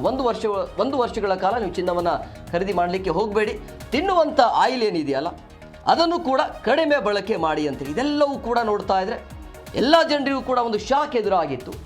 ಏನು ಹೇಳ್ತಿದ್ದಾರೆ ದಿಢೀರಾಗಿ, ಚುನಾವಣೆಯ ಮುಂಚೆ ಇದನ್ನು ಯಾಕೆ ಹೇಳಲಿಲ್ಲ ಅನ್ನುವಂಥ ಟಾಕ್ ಸಹಜವಾಗಿ ಇತ್ತು. ಆದರೆ ದೇಶದ ಹಿತದೃಷ್ಟಿ ಅಂತ ನೋಡಿದಾಗ ಇದೆಲ್ಲವನ್ನು ಕೂಡ ಒಬ್ಬ ಭಾರತೀಯ ತಗೋಬೇಕಾಗತ್ತೆ, ಅದನ್ನು ಪಾಲನೆ ಮಾಡಲೇಬೇಕಾಗತ್ತೆ. ಯಾಕೆ ಅಂತ ಹೇಳಿದರೆ ಮಧ್ಯಪ್ರಾಚ್ಯದಲ್ಲಿ ಏನು ಯುದ್ಧ ನಡೀತಾ ಇದೆಯಲ್ಲ, ಆ ಯುದ್ಧದಿಂದಾಗಿ ಆಗ್ತಾ ಇರುವಂಥ ಎಫೆಕ್ಟ್ ಇದೆಯಲ್ಲ ಕೇವಲ ಭಾರತಕ್ಕೆ ಅಷ್ಟೇ ಅಲ್ಲ, ಇಡೀ ವರ್ಲ್ಡ್ಗೆ, ಇಡೀ ವಿಶ್ವಕ್ಕೆ ಅದರ ಬಿಸಿ ತಡ್ತಾ ಇದೆ. ಸೊ ಭಾರತ ಮಾತ್ರ ಈ ರೀತಿ ಸಂಕಷ್ಟದಲ್ಲಿ ಇದೆ ಅಂತ ಹೇಳಿದ್ರೆ ತಪ್ಪಾಗತ್ತೆ. ಸೊ ಹಂಗಾಗಿ ಬೇರೆ ಬೇರೆ ದೇಶಗಳಲ್ಲೂ ಕೂಡ ಅದರ ಎಫೆಕ್ಟ್ ತಡ್ತಾ ಇರುವಂಥ ಹಿನ್ನೆಲೆಯಲ್ಲಿ ಭಾರತ ಮುಂದಿನ ದಿನಮಾನಗಳಲ್ಲಿ ಮತ್ತೆ ಜಾಸ್ತಿ ಸಮಸ್ಯೆನ ಎದುರಿಸಬಾರದು ಅನ್ನುವಂಥ ಕಾರಣಕ್ಕಾಗಿ ಮಿತವಾಗಿ ಬಳಸಿ ಅನ್ನುವಂಥ ಒಂದು ಸಂದೇಶವನ್ನು ರವಾನೆ ಮಾಡಿದರು ಮೋದಿಯವರು. ಇದು ಒಂದು ಕಡೆ. ಆದರೆ ನರೇಂದ್ರ ಮೋದಿಯವರು ವಿದೇಶ ಪ್ರವಾಸದಲ್ಲೂ ಕೂಡ ಇದ್ದಾರೆ. ವಿದೇಶ ಪ್ರವಾಸ, ಈ ಸಂದರ್ಭದಲ್ಲಿ ವಿದೇಶ ಪ್ರವಾಸ ಮಾಡೋದು ಬೇಕಾ ಅಂತೇಳಿ ಕೆಲವೊಂದಿಷ್ಟು ಜನ ಪ್ರಶ್ನೆ ಮಾಡ್ಬೋದು. ಜನರಿಗೆ ನೀವು ಫಾಲೋ ಮಾಡಿ, ವಾಹನಗಳನ್ನು ಬಳಕೆ ಮಾಡಬೇಡಿ, ಎಲ್ಲೂ ಓಡಾಡಬೇಡಿ, ಅಂದರೆ ವಿದೇಶ ಪ್ರವಾಸವನ್ನು ಕಡಿಮೆ ಮಾಡಿ ಅಂತ ಮೋದಿಯವರು ಕೂಡ ಹೇಳಿದರು. ಆದರೆ ಮೋದಿಯವರು ಯಾಕೆ ಮಾಡ್ತಿದ್ದಾರೆ ಅಂತ ಎಲ್ರಿಗೂ ಕೂಡ ಪ್ರಶ್ನೆ ಇರುತ್ತೆ. ಆದರೆ ದೇಶದ ಇಂಥ ಪರಿಸ್ಥಿತಿ ಇದ್ದಾಗ ವಿದೇಶ ಜೊತೆ ಮಾತುಕತೆ ಅಥವಾ ಸಂಪರ್ಕ ಭಾಳ ಇಂಪಾರ್ಟೆಂಟ್ ಆಗುತ್ತೆ. ಈ ಒಂದು ವಿದೇಶಿ ಪ್ರವಾಸ ಇದೆಯಲ್ಲ ಭಾರತದ ಹಿತದೃಷ್ಟಿಯಿಂದ ಇದು ಇಂಪಾರ್ಟೆಂಟ್ ಆಗುತ್ತೆ. ಸೊ ಹಂಗಾಗಿ ಇದರ ಅವಶ್ಯಕತೆ ಇದೆ. ಸೊ ಹಂಗಾಗಿ ಬೇರೆ ರೀತಿ ಅದರ ಬಗ್ಗೆ ಚರ್ಚೆ ಮಾಡೋದು ಬೇಡ. ಸೊ ಯಾಕೆ ಹೈಕ್ ಆಯಿತು, ಹಾಗಾದರೆ ಈ ಯುದ್ಧ ಎಷ್ಟು ದಿನಗಳ ಕಾಲ ನಡೆಯುತ್ತೆ, ಎಷ್ಟು ದಿನಗಳ ಕಾಲ ಈ ಸಮಸ್ಯೆಯನ್ನು ಎದುರಿಸಬೇಕಾಗತ್ತೆ, ಅದನ್ನು ಕೂಡ ಡೀಟೇಲ್ ಆಗಿ ನೋಡ್ತಾ ಹೋಗೋಣ. ಎಷ್ಟು ರೇಟ್ ಜಾಸ್ತಿ ಆಗಿದೆ, ಯಾಕೆ ಜಾಸ್ತಿ ಮಾಡಿದ್ರು ಅಂತೇಳಿ. ಸಹಜವಾಗಿ ಈಗ ಈ ಪ್ರಯಾಣಿಕರಿಗೆ ಈಗ ಪೆಟ್ರೋಲ್ ಡೀಸೆಲ್ ರೇಟ್ ಜಾಸ್ತಿ ಆಗಿದೆಯಲ್ಲ, ಪ್ರತಿ ಲೀಟರ್ಗೆ ಪೆಟ್ರೋಲ್ ಮತ್ತು ಡೀಸೆಲ್ಗೆ 3 ರೂಪಾಯಿ ಹೆಚ್ಚಳವನ್ನು ಮಾಡಿ ಈಗ ಆದೇಶವನ್ನು ಹೊರಡಿಸಲಾಗಿದೆ. ಸೊ 3 ರೂಪಾಯಿ ಇದು ಆರಂಭ ಅಷ್ಟೆ, ಇನ್ನು ಜಾಸ್ತಿನೇ ಆಗುತ್ತೆ. ಆರಂಭದಲ್ಲಿ 3 ರೂಪಾಯಿ ಹೆಚ್ಚಳವನ್ನು ಮಾಡಿರುವಂಥದ್ದು. ಸೊ ಡೇ ಬೈ ಡೇ ಇದು ಜಾಸ್ತಿ ಆಗುವಂಥ ಎಲ್ಲ ಲಕ್ಷಣಗಳಂತೂ ಕಂಡು ಬರ್ತಾ ಇದೆ. ದೇಶದಾದ್ಯಂತ ಪೆಟ್ರೋಲ್ ಮತ್ತು ಡೀಸೆಲ್ ಬೆಲೆಯಲ್ಲಿ ಭಾರಿ ಏರಿಕೆ ಮಾಡಲಾಗಿದೆ ಅನ್ನೋದು ಯಾಕೆ ಅಂತ ಹೇಳಿದ್ರೆ, ತೈಲ ಕಂಪನಿಗಳು ನಷ್ಟದಲ್ಲಿದ್ದಾವೆ ಅನ್ನೋದು. ತೈಲ ಕಂಪನಿಗಳು ನಷ್ಟದಲ್ಲಿದ್ದಾವೆ. ಎಷ್ಟು ದಿನಗಳ ಕಾಲ ಆ ನಷ್ಟವನ್ನು ಸರ್ಕಾರವೇ ಭರಿಸ್ತಾ ಇತ್ತು. ಎಲ್ಲಿಯ ತನಕ ಸರ್ಕಾರನೇ ಕೊಡೋಕ್ಕಾಗತ್ತೆ ಅಂತೇಳಿ ಈಗ ನೇರವಾಗಿ ಜನರ ಮೇಲೆ ಹಾಕ್ತಾ ಇರುವಂಥ ಬೆಂಕಿ ಬರ ಇದು. ಎಲ್ಲಿಯ ತನಕ ಸರ್ಕಾರ ಅದನ್ನು ಭರಿಸ್ಕೊಂಡು ಹೋಗುತ್ತೆ ಅಂತೇಳಿ. ಯಾಕಂದರೆ ಸಾವಿರಾರು ಕೋಟಿ ಲಾಸಲ್ಲಿ ಇದೆ ಅನ್ನೋದು ತೈಲ ಕಂಪನಿಗಳು. ಅದನ್ನು ಭರಿಸೋದಕ್ಕೆ, ಸರಿದೂಗಿಸೋದಕ್ಕೆ ಈ ರೀತಿಯಾಗಿ 3 ರೂಪಾಯಿ ಹೆಚ್ಚಳವನ್ನು ಮಾಡಿದ್ದಾರೆ. ಅದರ ಜೊತೆಗೆ ಈಗ ಪೆಟ್ರೋಲ್ ದರ ಏರಿಕೆ ಮಾಡಿದೆಲ್ಲ, ಯಾವ ಯಾವ ನಗರದಲ್ಲಿ ಎಷ್ಟೆಷ್ಟು ಪೆಟ್ರೋಲ್ ದರ ಏರಿಕೆ ಆಗಿದೆ ಅದನ್ನು ಕೂಡ ನೋಡ್ತಾ ಹೋಗೋಣ. ಬೆಂಗಳೂರಿನಲ್ಲಿ, ಮುಂಬೈ, ಬೇರೆ ಬೇರೆ ಕೋಲ್ಕತ್ತಾ ಅಂತ ಬಂದಾಗ ಬೇರೆ ಬೇರೆ ಭಾಗದಲ್ಲಿ ಎಷ್ಟು ರೂಪಾಯಿ ಹೆಚ್ಚಳ ಮಾಡಲಾಗಿದೆ ಅನ್ನೋದು ನೋಡಿ. ಬೆಂಗಳೂರು ಅಂತ ಬಂದಾಗ ಅಂದರೆ 3 ರೂಪಾಯಿ ಸೇರಿಸಿ ಇದು ನೀವು ನೋಡ್ತಾ ಇರೋದು ಏನಿದೆಯಲ್ಲ, 103 ರೂಪಾಯಿ ಇತ್ತು, ಈಗ 106 ರೂಪಾಯಿ ಆಗಿದೆ. ಪೆಟ್ರೋಲ್, ಡೀಸೆಲ್ 94 ರೂಪಾಯಿ ಏರಿಕೆ ಆಗಿದೆ. ಅಂದರೆ ಇವತ್ತಿನ ರೇಟ್ ಸೇರಿಸಿ, ಇವತ್ತು 3 ರೂಪಾಯಿ ರೇಟ್ ಏನು ಜಾಸ್ತಿ ಆಗಿದೆಯಲ್ಲ ಅದನ್ನು ಸೇರಿಸಿ ಆಗಿರುವಂಥ ಬೆಲೆ ಇದು. ಇನ್ನು ಹೈದರಾಬಾದಲ್ಲಿ 110 ರೂಪಾಯಿ ಏರಿಕೆ ಆಗಿದೆ. ಆಲ್ಮೋಸ್ಟ್ ಅಲ್ಲಿ 111 ರೂಪಾಯಿ, 110.89 ಅಂದರೆ 111 ಆಗುತ್ತೆ. ಇನ್ನು ಡೀಸೆಲ್ ರೇಟು 98 ದಾಟಿದೆ. ಎಲ್ಲಿ? ಹೈದರಾಬಾದಲ್ಲೂ ಕೂಡ ರೇಟ್ ಜಾಸ್ತಿ. ಆಲ್ಮೋಸ್ಟ್ ಆಲ್ ಎಲ್ಲ ನಗರದಲ್ಲೂ ಕೂಡ ರೇಟ್ ಜಾಸ್ತಿ ಮಾಡಲಾಗಿದೆ. ಇನ್ನು ದೆಹಲಿಯಲ್ಲಿ 97 ರೂಪಾಯಿ ಇತ್ತು, ಈಗ 100 ರೂಪಾಯಿ ದಾಟಿದೆ. ಇದು ಪೆಟ್ರೋಲ್ದು ಆಯಿತು. ಇನ್ನು ಡೀಸೆಲ್ ಅಂತ ಬಂದಾಗ 90 ಇತ್ತು, 93ಕ್ಕೆ ಜಂಪ್ ಆಗಿದೆ. ಮುಂಬೈ ನಗರದಲ್ಲಿ 106 ಇದ್ದಿದ್ದು ಈಗ 109ಕ್ಕೆ ಜಂಪ್ ಆಗಿದೆ. ಇನ್ನು ಡೀಸೆಲ್ 96 ರೂಪಾಯಿ ಏರಿಕೆ ಆಗಿದೆ, 93ರಿಂದ 96 ರೂಪಾಯಿ ಏರಿಕೆ ಆಗಿದೆ. ಇನ್ನು ಚೆನ್ನೈಯಲ್ಲೂ ಕೂಡ ರೇಟ್ ಜಾಸ್ತಿ ಆಗಿದೆ. ಎಲ್ಲ ಕಡೆಯೂ ಕೂಡ ರೇಟ್ ಜಾಸ್ತಿ ಮಾಡಲಾಗಿದೆ. ಅಲ್ಲಿ 106 ರೂಪಾಯಿ ಜಾಸ್ತಿ ಆಗಿದೆ, ಚೆನ್ನೈಯಲ್ಲಿ 103 ಇತ್ತು, 106 ಜಾಸ್ತಿ ಆಗಿದೆ, 98 ರೂಪಾಯಿ ಡೀಸೆಲ್ ರೇಟ್ ಜಾಸ್ತಿ ಆಗಿದೆ. ಇನ್ನು ಕೋಲ್ಕತ್ತಾದಲ್ಲಿ 110 ರೂಪಾಯಿ ಏರಿಕೆ ಆಗಿದೆ, 110.29. ಇನ್ನು ಡೀಸೆಲ್ ಅಂತ ಬಂದಾಗ 98.24 ರೂಪಾಯಿ ಜಾಸ್ತಿ ಆಗಿದೆ. ಅಂದರೆ ಎಲ್ಲ ಮಹಾನಗರಗಳಲ್ಲಿ, ಬೆಂಗಳೂರು ಸೇರಿದಂತೆ ಎಲ್ಲ ನಗರಗಳಲ್ಲಿ 3 ರೂಪಾಯಿ ಹೆಚ್ಚಳ ಮಾಡಿ ಕೇಂದ್ರ ಸರ್ಕಾರ ಆದೇಶವನ್ನು ಹೊರಡಿಸಿರುವಂಥದ್ದು. ಇದು ಇವತ್ತು ಒಂದೇ ರಾತ್ರಿಯಲ್ಲಿ ಆಗಿರುವಂಥ ಹೆಚ್ಚಳ. ಇದು ಅಷ್ಟಕ್ಕೆ ನಿಲ್ಲತ್ತಾ? ಖಂಡಿತವಾಗಿಯೂ ನಿಲ್ಲೋದಿಲ್ಲ. ಯಾಕೆಂದರೆ ಹಾರ್ಮುಜ್ ಜಲಸಂಧಿ ಇದೆಯಲ್ಲ, ಅಥವಾ ಯುದ್ಧ ಇದೆಯಲ್ಲ, ಅಲ್ಲಿ ಯುದ್ಧ ನಿಲ್ಲುವಂಥ ಯಾವುದೇ ಲಕ್ಷಣ ಕಾಣ್ತಾ ಇಲ್ಲ. ಹಾಗಾಗಿ ಅದು ಮತ್ತೆ ಹೆಚ್ಚಳ ಆಗುವಂಥ ಎಲ್ಲ ಸಾಧ್ಯತೆ ಇದೆ. ಇನ್ನು ಕೇವಲ ಪೆಟ್ರೋಲ್ ಡೀಸೆಲ್ಗೆ ಮಾತ್ರ ಸೀಮಿತನ ಈ ರೇಟ್? ಇನ್ನು ಮೇಲೆ ಎಲ್ಲ ಅಗತ್ಯ ವಸ್ತುಗಳ ರೇಟ್ ಕೂಡ ಜಾಸ್ತಿ ಆಗುವಂಥ ಎಲ್ಲ ಲಕ್ಷಣಗಳು, ಸಾಧ್ಯತೆಗಳು ಕಂಡು ಬರ್ತಾ ಇದೆ. ಪೆಟ್ರೋಲ್ ಡೀಸೆಲ್ ಜಾಸ್ತಿ ಆಯಿತು ಅಂತ ಹೇಳಿದ್ರೆ ನೀವು ದಿನನಿತ್ಯ ಬಳಸುವಂಥ ವಸ್ತುಗಳ ರೇಟ್ ಕೂಡ ಜಾಸ್ತಿ ಆಗುತ್ತೆ.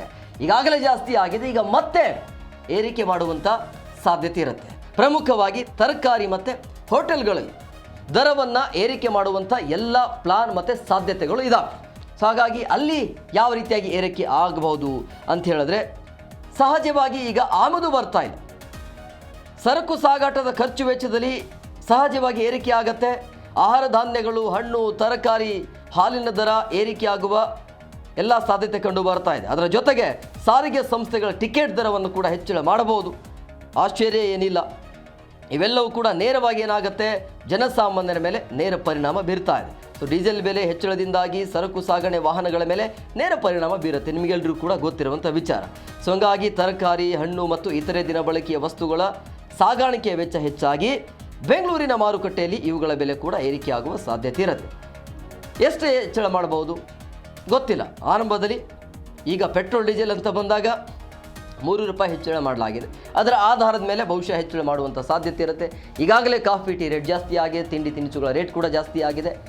ಮತ್ತು ಈಗ ಪೆಟ್ರೋಲ್ ಡೀಸೆಲ್ ರೇಟ್ ಜಾಸ್ತಿ ಆಗಿರುವಂಥ ಹಿನ್ನೆಲೆಯಲ್ಲಿ ನಾವು ದಿನನಿತ್ಯ ಬಳಸುವಂಥ ವಸ್ತುಗಳ ರೇಟ್ ಕೂಡ ಗಗನಕ್ಕೆ ಇರುವಂಥ ಸಾಧ್ಯತೆ ಇರುತ್ತೆ. ಈಗಿರುವಂಥದ್ದು ಹೇಗೆ ಈ ದೇಶದಲ್ಲಿ ಬಡವ ಮಧ್ಯಮ ವರ್ಗದವರು ಬದುಕಲೇಬಾರ್ದು ಅನ್ನುವಂಥ ಯಕ್ಷ ಪ್ರಶ್ನೆ ಇದೆ. ಬಟ್ ಏನು ಮಾಡೋಕ್ಕೆ ಆಗಲ್ಲ, ಹೇಗಿದೆ ಅದನ್ನು ಸ್ವೀಕರಿಸ್ತಾ ಹೋಗಬೇಕಾಗತ್ತೆ. ಸೊ ಈ ರೀತಿಯಾಗಿ ಸಮಸ್ಯೆ ಇದೆ. ಇನ್ನು CNGಯಲ್ಲೂ ಕೂಡ ರೇಟ್ ಜಾಸ್ತಿ ಆಗಿದೆ, 2 ರೂಪಾಯಿ ಹೆಚ್ಚಳವನ್ನು ಮಾಡಿರುವಂಥದ್ದು. KGಗೆ 2 ರೂಪಾಯಿ ಹೆಚ್ಚಳ ಮಾಡಿ ಆದೇಶವನ್ನು ಹೊರಡಿಸಲಾಗಿದೆ. ಸಹಜವಾಗಿ ಕೇವಲ ಪೆಟ್ರೋಲ್ ದರ ತರಕಾರಿಗಷ್ಟೇ ಅಲ್ಲ, ಈಗ ಸಮಸ್ಯೆ ಆಗ್ತಾ ಇರೋದು ಆಟೋ ಚಾಲಕರಿಗೂ ಕೂಡ ಸಮಸ್ಯೆ ಆಗ್ತಾ ಇದೆ. ಅವರು ತತ್ತರಿಸಿ ಹೋಗ್ತಿದ್ದಾರೆ. ಆಟೋ ಬಿಟ್ಟು ಬೇರೆ ಉದ್ಯೋಗನೇ ಇಲ್ಲ ಆಟೋದವರಿಗೆ. ಅವ್ರು ಏನು ಮಾಡಬೇಕು ಈಗ ಅನ್ನುವಂಥ ಯಕ್ಷ ಪ್ರಶ್ನೆ ಈಗ. ಸೊ ಮಧ್ಯಪ್ರಾಚ್ಯದಲ್ಲಿ ಮುಂದುವರಿತಾ ಇರುವಂಥ ಯುದ್ಧ ಹಾಗೂ ಈ ಹಾರ್ಮುಜ್ ಜಲಸಂಧಿ ಬಂದಾದ ಪರಿಣಾಮ ಜಾಗತಿಕ ಇಂಧನ ಮಾರುಕಟ್ಟೆಯಲ್ಲಿ ಭಾರಿ ಅಸ್ಥಿರತೆ ಉಂಟಾಗ್ತಾ ಇದೆ. ಭಾರತದಲ್ಲೂ ಕೂಡ ಈಗ ಪೆಟ್ರೋಲ್ ಡೀಸೆಲ್ ಜಾಸ್ತಿ ರೇಟ್ ಆಗಿದೆ. ಈಗ CNG ದರವು ಕೂಡ ಹೆಚ್ಚಳ ಆಗಿರುವಂಥದ್ದು. 2 ರೂಪಾಯಿ ಹೆಚ್ಚಳವನ್ನು ಮಾಡಿದ್ದಾರೆ. CNG ದರವನ್ನು ಕೆಜಿಗೆ 2ರಷ್ಟು ಹೆಚ್ಚಳ ಮಾಡಲಾಗಿದೆ. ಎಲ್ಲವೂ ಯಾವುದೂ ಇಲ್ಲ ಅಂತಲ್ಲ, ಎಲ್ಲವನ್ನು ಕೂಡ ಹೆಚ್ಚಳ ಮಾಡಲಾಗಿದೆ. ಒಂಥರ ದುಬಾರಿ ದುನಿಯಾ. ಈ ದುಬಾರಿ ದುನಿಯಾದಲ್ಲೇ ಬದುಕುವಂಥ ಪರಿಸ್ಥಿತಿಯಂತೂ ಎದುರಾಗ್ತಾ ಇದೆ. ಸೊ ಹಂಗಾಗಿ CNG ದರ ಏರಿಕೆ ಮಾಡಿರುವಂಥ ಹಿನ್ನೆಲೆಯಲ್ಲಿ ಅಲ್ಲೂ ರೇಟ್ ಈಗ ಸಹಜವಾಗಲೇ ಹೇಳಿದಾಗೆ ಟಿಕೆಟ್ ರೇಟ್ ಕೂಡ ಜಾಸ್ತಿ ಆಗುತ್ತೆ. ಈಗ ಆಟೋ ಆಗಿರ್ಬೋದು, ಬಸ್ ಆಗಿರ್ಬೋದು, ನೀವು ಯಾವ ವಾಹನದಲ್ಲಿ ಓಡಾಟವನ್ನು ಮಾಡ್ತೀರಿ ಅದೆಲ್ಲ ರೇಟ್ ಕೂಡ ಈಗ ಜಾಸ್ತಿ ಆಗತ್ತೆ. ಕೇವಲ ಒಂದೇ ವಲಯಕ್ಕೆ ಮಾತ್ರ ಸೀಮಿತ ಅಲ್ಲ ಇದು, ಪ್ರತಿಯೊಂದು ವಲಯಕ್ಕೂ ಕೂಡ ಈ ರೀತಿ ಎಫೆಕ್ಟ್ ಆಗತ್ತೆ. ಇನ್ನು CNGಯ ಹೊಸ ದರಗಳ ವಿವರವನ್ನು ಕೂಡ ನೋಡ್ತಾ ಹೋಗೋಣ. ಪ್ರತಿ ಕೆಜಿಗೆ ಈ ಹಿಂದೆ ಎಷ್ಟಿತ್ತು, ಇವಾಗ ಹೆಚ್ಚಳ ಮಾಡಿರೋದ್ರಿಂದಾಗಿ ಅದು ಎಷ್ಟಾಗತ್ತೆ ಅನ್ನೋದನ್ನು ಕೂಡ ನೋಡ್ತಾ ಹೋಗೋಣ. CNG ಹೊಸ ದರಗಳ ವಿವರವನ್ನು ನೋಡ್ತಾ ಹೋದರೆ ಪ್ರತಿ ಕೆಜಿಗೆ CNG ಬೆಲೆ ಈಗ 77 ರೂಪಾಯಿಯಿಂದ 79, ಅಂದರೆ 2 ರೂಪಾಯಿ ಏರಿಕೆ ಆಗಿರೋದ್ರಿಂದ ಈಗ 77ರಿಂದ 79 ಆಗುತ್ತೆ. ಇದು ದೆಹಲಿ ಆಯಿತು. ಇನ್ನು ಮುಂಬೈಯಲ್ಲಿ 2 ರೂಪಾಯಿ ಹೆಚ್ಚಳ ಆಗಿರುವಂಥ ಹಿನ್ನೆಲೆಯಲ್ಲಿ ಅಲ್ಲೂ ಕೂಡ ಈಗ CNG ದರ ಎಷ್ಟಾಗುತ್ತೆ, 82 ಇದ್ದಿದ್ದು 84 ರೂಪಾಯಿ ಆಗುತ್ತೆ. ಇನ್ನು ಬೆಂಗಳೂರಲ್ಲಿ CNG ಬೆಲೆ ಕೆಜಿಗೆ 77.9 ಇತ್ತು, ಈಗ ರಿಟೇಲ್ ಬೆಲೆ 90 ರೂಪಾಯಿ ಇದೆ. ಹಾಗಾಗಿ ಈ ರೀತಿಯಾಗಿ ಬೆಂಗಳೂರಿನಲ್ಲೂ ಕೂಡ, ಅಂದರೆ ಆಲ್ಮೋಸ್ಟ್ ಆಲ್ ಎಲ್ಲ ನಗರದಲ್ಲೂ ಕೂಡ ರೇಟ್ ಜಾಸ್ತಿ ಆಗಿದೆ ಅನ್ನೋದು. ಇದರ ಮಧ್ಯೆ ಬದುಕುವಂಥ ಪರಿಸ್ಥಿತಿ, ಜೀವನವನ್ನು ಸಾಗಿಸುವಂಥ ಪರಿಸ್ಥಿತಿ, ಕುಟುಂಬವನ್ನು ಸಾಗಿಸುವಂಥ ಪರಿಸ್ಥಿತಿ, ಇದೇನು ಮಾಡೋಕ್ಕಾಗಲ್ಲ. ಯಾಕೆಂದರೆ ಮಧ್ಯಪ್ರಾಚ್ಯದಲ್ಲಿ ಯುದ್ಧ ನಡೀತಾ ಇದೆ, ನಾವು ಅದರ ಜೊತೆ ಇರಬೇಕಾಗತ್ತೆ. ಅದರ ಮಧ್ಯೆ ಮೊನ್ನೆ ಮೋದಿಯವರು ಏನು ಹೇಳಿದರು, ವಿದೇಶ ಪ್ರವಾಸವನ್ನು ಯಾವುದೇ ಕಾರಣಕ್ಕೂ ಕೂಡ ನೀವು ಮಾಡಬೇಡಿ. ಯಾಕೆ ಅಂತ ಹೇಳಿದ್ರೆ ಅಲ್ಲಿ ವಿದೇಶಿ ಪ್ರವಾಸ ಮಾಡುವಂಥ ಸಂದರ್ಭದಲ್ಲಿ ಡಾಲರ್ ಲೆಕ್ಕದಲ್ಲಿ ವ್ಯವಹಾರ ಮಾಡಬೇಕಾಗತ್ತೆ. ಆವಾಗ ಏನಾಗುತ್ತೆ, ಡಾಲರ್ ಮೌಲ್ಯ ಹೆಚ್ಚಳ ಆಗುತ್ತೆ, ರೂಪಾಯಿಯ ಮೌಲ್ಯ ಕುಸಿತ ಆಗುತ್ತೆ, ಇದರಿಂದ ಆರ್ಥಿಕವಾಗಿ ಕೂಡ ಪೆಟ್ಟು ಬೀಳುತ್ತೆ ಅಂತ ಮೋದಿ ಹೇಳಿದರು. ಬಟ್ ಈಗ ಮೋದಿ ಹೇಳ್ತಾ ಇರೋದು, ಈಗ ಮೋದಿನೇ ಪ್ರವಾಸದಲ್ಲಿದ್ದಾರೆ, ಒಂದು ಬೇರೆ ರೀತಿಯ ಯೋಚನೆ ಮಾಡ್ಬೋದು. ಯಾಕೆ ಮೋದಿಯವರ ಅವಶ್ಯಕತೆ ಇದೆಯಾ ಇಂಥ ಸಂದರ್ಭದಲ್ಲಿ ಪ್ರವಾಸ ಮಾಡೋದು ಅಂತೇಳಿ, ಯಾಕೆ ಹೋಗ್ತಿದ್ದಾರೆ ಅದನ್ನು ಕೂಡ ಕ್ವಿಕ್ಕಾಗಿ ನೋಡ್ತಾ ಹೋಗೋಣ. ನೋಡಿ, ಪಶ್ಚಿಮ ಏಷ್ಯಾದಲ್ಲಿ ಉಲ್ಬಣಿಸಿರುವಂಥ ಈ ಭೌಗೋಳಿಕ ರಾಜಕೀಯ ಉದ್ವಿಗ್ನತೆ ಮತ್ತು ಜಾಗತಿಕ ತೈಲ ಬಿಕ್ಕಟ್ಟಿನ ನಡುವೆ ಈಗ ಭಾರತದ ಆರ್ಥಿಕ ಹಾಗೂ ಕಾರ್ಯತಂತ್ರದ ಹಿತಾಸಕ್ತಿಗಳನ್ನು ಕಾಪಾಡುವಂಥ ನಿಟ್ಟಿನಲ್ಲಿ ಮೋದಿಯವರ ಪ್ರವಾಸ ಇದು ಬಹಳ ಇಂಪಾರ್ಟೆಂಟ್ ಆಗುತ್ತೆ. ಕೆಲವೊಬ್ಬರು ಹೇಳ್ಬೋದು ಇದರ ಅವಶ್ಯಕತೆ ಇದೆಯಾ ಅಂತೇಳಿ. ಖಂಡಿತ ಅವಶ್ಯಕತೆ ಇದೆ. 5 ರಾಷ್ಟ್ರಗಳ ಅತ್ಯಂತ ಮಹತ್ವ ಇದು ಒಂದು ವಿದೇಶಿ ಪ್ರವಾಸ ಇರೋದು. ಅಂದರೆ ತಮ್ಮ ಈ ಪ್ರವಾಸದ ಮೊದಲ ಹಂತವಾಗಿ ಮೋದಿಯವರು ಎಲ್ಲಿ ಹೋಗ್ತಾರೆ ಅಂತ ಹೇಳಿದರೆ ಅರಬ್ ಎಮಿರೇಟ್ಸ್ಗೆ, ಅಂದರೆ ಯುನೈಟೆಡ್ ಅರಬ್ ಎಮಿರೇಟ್ಸ್ಗೆ ಭೇಟಿಯನ್ನು ಕೊಡ್ತಾರೆ.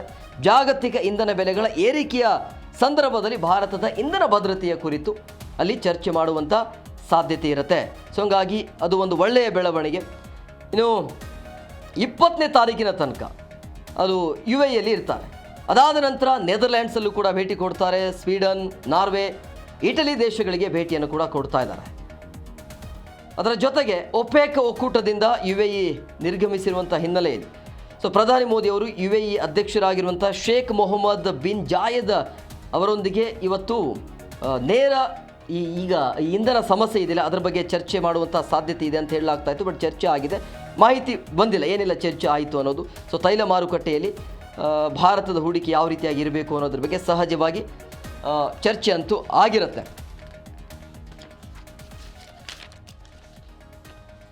ಇನ್ನು ಯಾಕೆ ದರವನ್ನು ಏರಿಕೆ ಮಾಡಲಾಗಿದೆ ಅನ್ನೋದು ಎಲ್ರಿಗೂ ಕೂಡ ಒಂದು ಕ್ಯೂರಿಯಾಸಿಟಿ ಇರುತ್ತೆ. ಇಂಥ ಸಂದರ್ಭದಲ್ಲಿ ಅದರ ಆರ್ಥಿಕ ಹೊರೆಯನ್ನು ಸರ್ಕಾರನೇ ಭರಿಸಬಹುದಲ್ಲ, ನೇರವಾಗಿ ಜನಸಾಮಾನ್ಯರ ಮೇಲೆ ಯಾಕೆ ನೀವು ಬರೆ ಎಳೆಯುವಂಥ ಕೆಲಸವನ್ನು ಮಾಡ್ತೀರಿ ಅಂತೇಳಿ. ಯಾಕಂದರೆ ಈಗಾಗಲೇ ತೈಲ ಕಂಪನಿಗಳು ನಷ್ಟದಲ್ಲಿದ್ದಾವೆ. ಇಷ್ಟು ದಿನಗಳ ಕಾಲ ಅಂದರೆ ಯುದ್ಧ ಆರಂಭ ಆದಾಗಿನಿಂದ ತೈಲ ಕಂಪನಿಗಳಿಗೆ ಸರ್ಕಾರನೇ ನೇರವಾಗಿ ದರವನ್ನು ಅಂದರೆ ಲಾಸನ್ನು ಅವರೇ ಸರ್ಕಾರನೇ ಕೊಡ್ತಾ ಇತ್ತು. ಎಲ್ಲಿಯ ತನಕ ಸರ್ಕಾರ ಕೊಡಲಿಕ್ಕಾಗತ್ತೆ? ದುಡ್ಡು ಇರಬೇಕಲ್ಲ, ತೆರಿಗೆ ಕಟ್ಟಿದರೆ ತಾನೇ ದುಡ್ಡು ಬರೋದು, ಸರ್ಕಾರಕ್ಕೆ ಎಲ್ಲಿಂದ ದುಡ್ಡು ಬರುತ್ತೆ ಅಲ್ವಾ? ಸೊ ಹಂಗಾಗಿ ಇರಾನ್ ವಿರುದ್ಧ ಅಮೆರಿಕ ಮತ್ತು ಇಸ್ರೇಲ್ ಸಾರಿರುವಂಥ ಯುದ್ಧ ಇದೆಯಲ್ಲ, ಈ ಹಾರ್ಮುಜ್ ಜಲಸಂಧಿಯ ದಿಗ್ಬಂಧನದಿಂದಾಗಿ ತೈಲ ಬೆಲೆ ಏರಿಕೆ ಆಗಿದೆ, ನಿಮಗೆಲ್ಲರಿಗೂ ಕೂಡ ಗೊತ್ತಿರುವಂಥ ವಿಚಾರ. ಸೊ ತೈಲ ಮಾರಾಟ ಕಂಪನಿಗಳು ಏನಿದಾವಲ್ಲ, ಪೆಟ್ರೋಲ್ ಮತ್ತು ಡೀಸೆಲ್ ದರವನ್ನು ಅವರು ಹೆಚ್ಚಳ ಮಾಡಿದರು.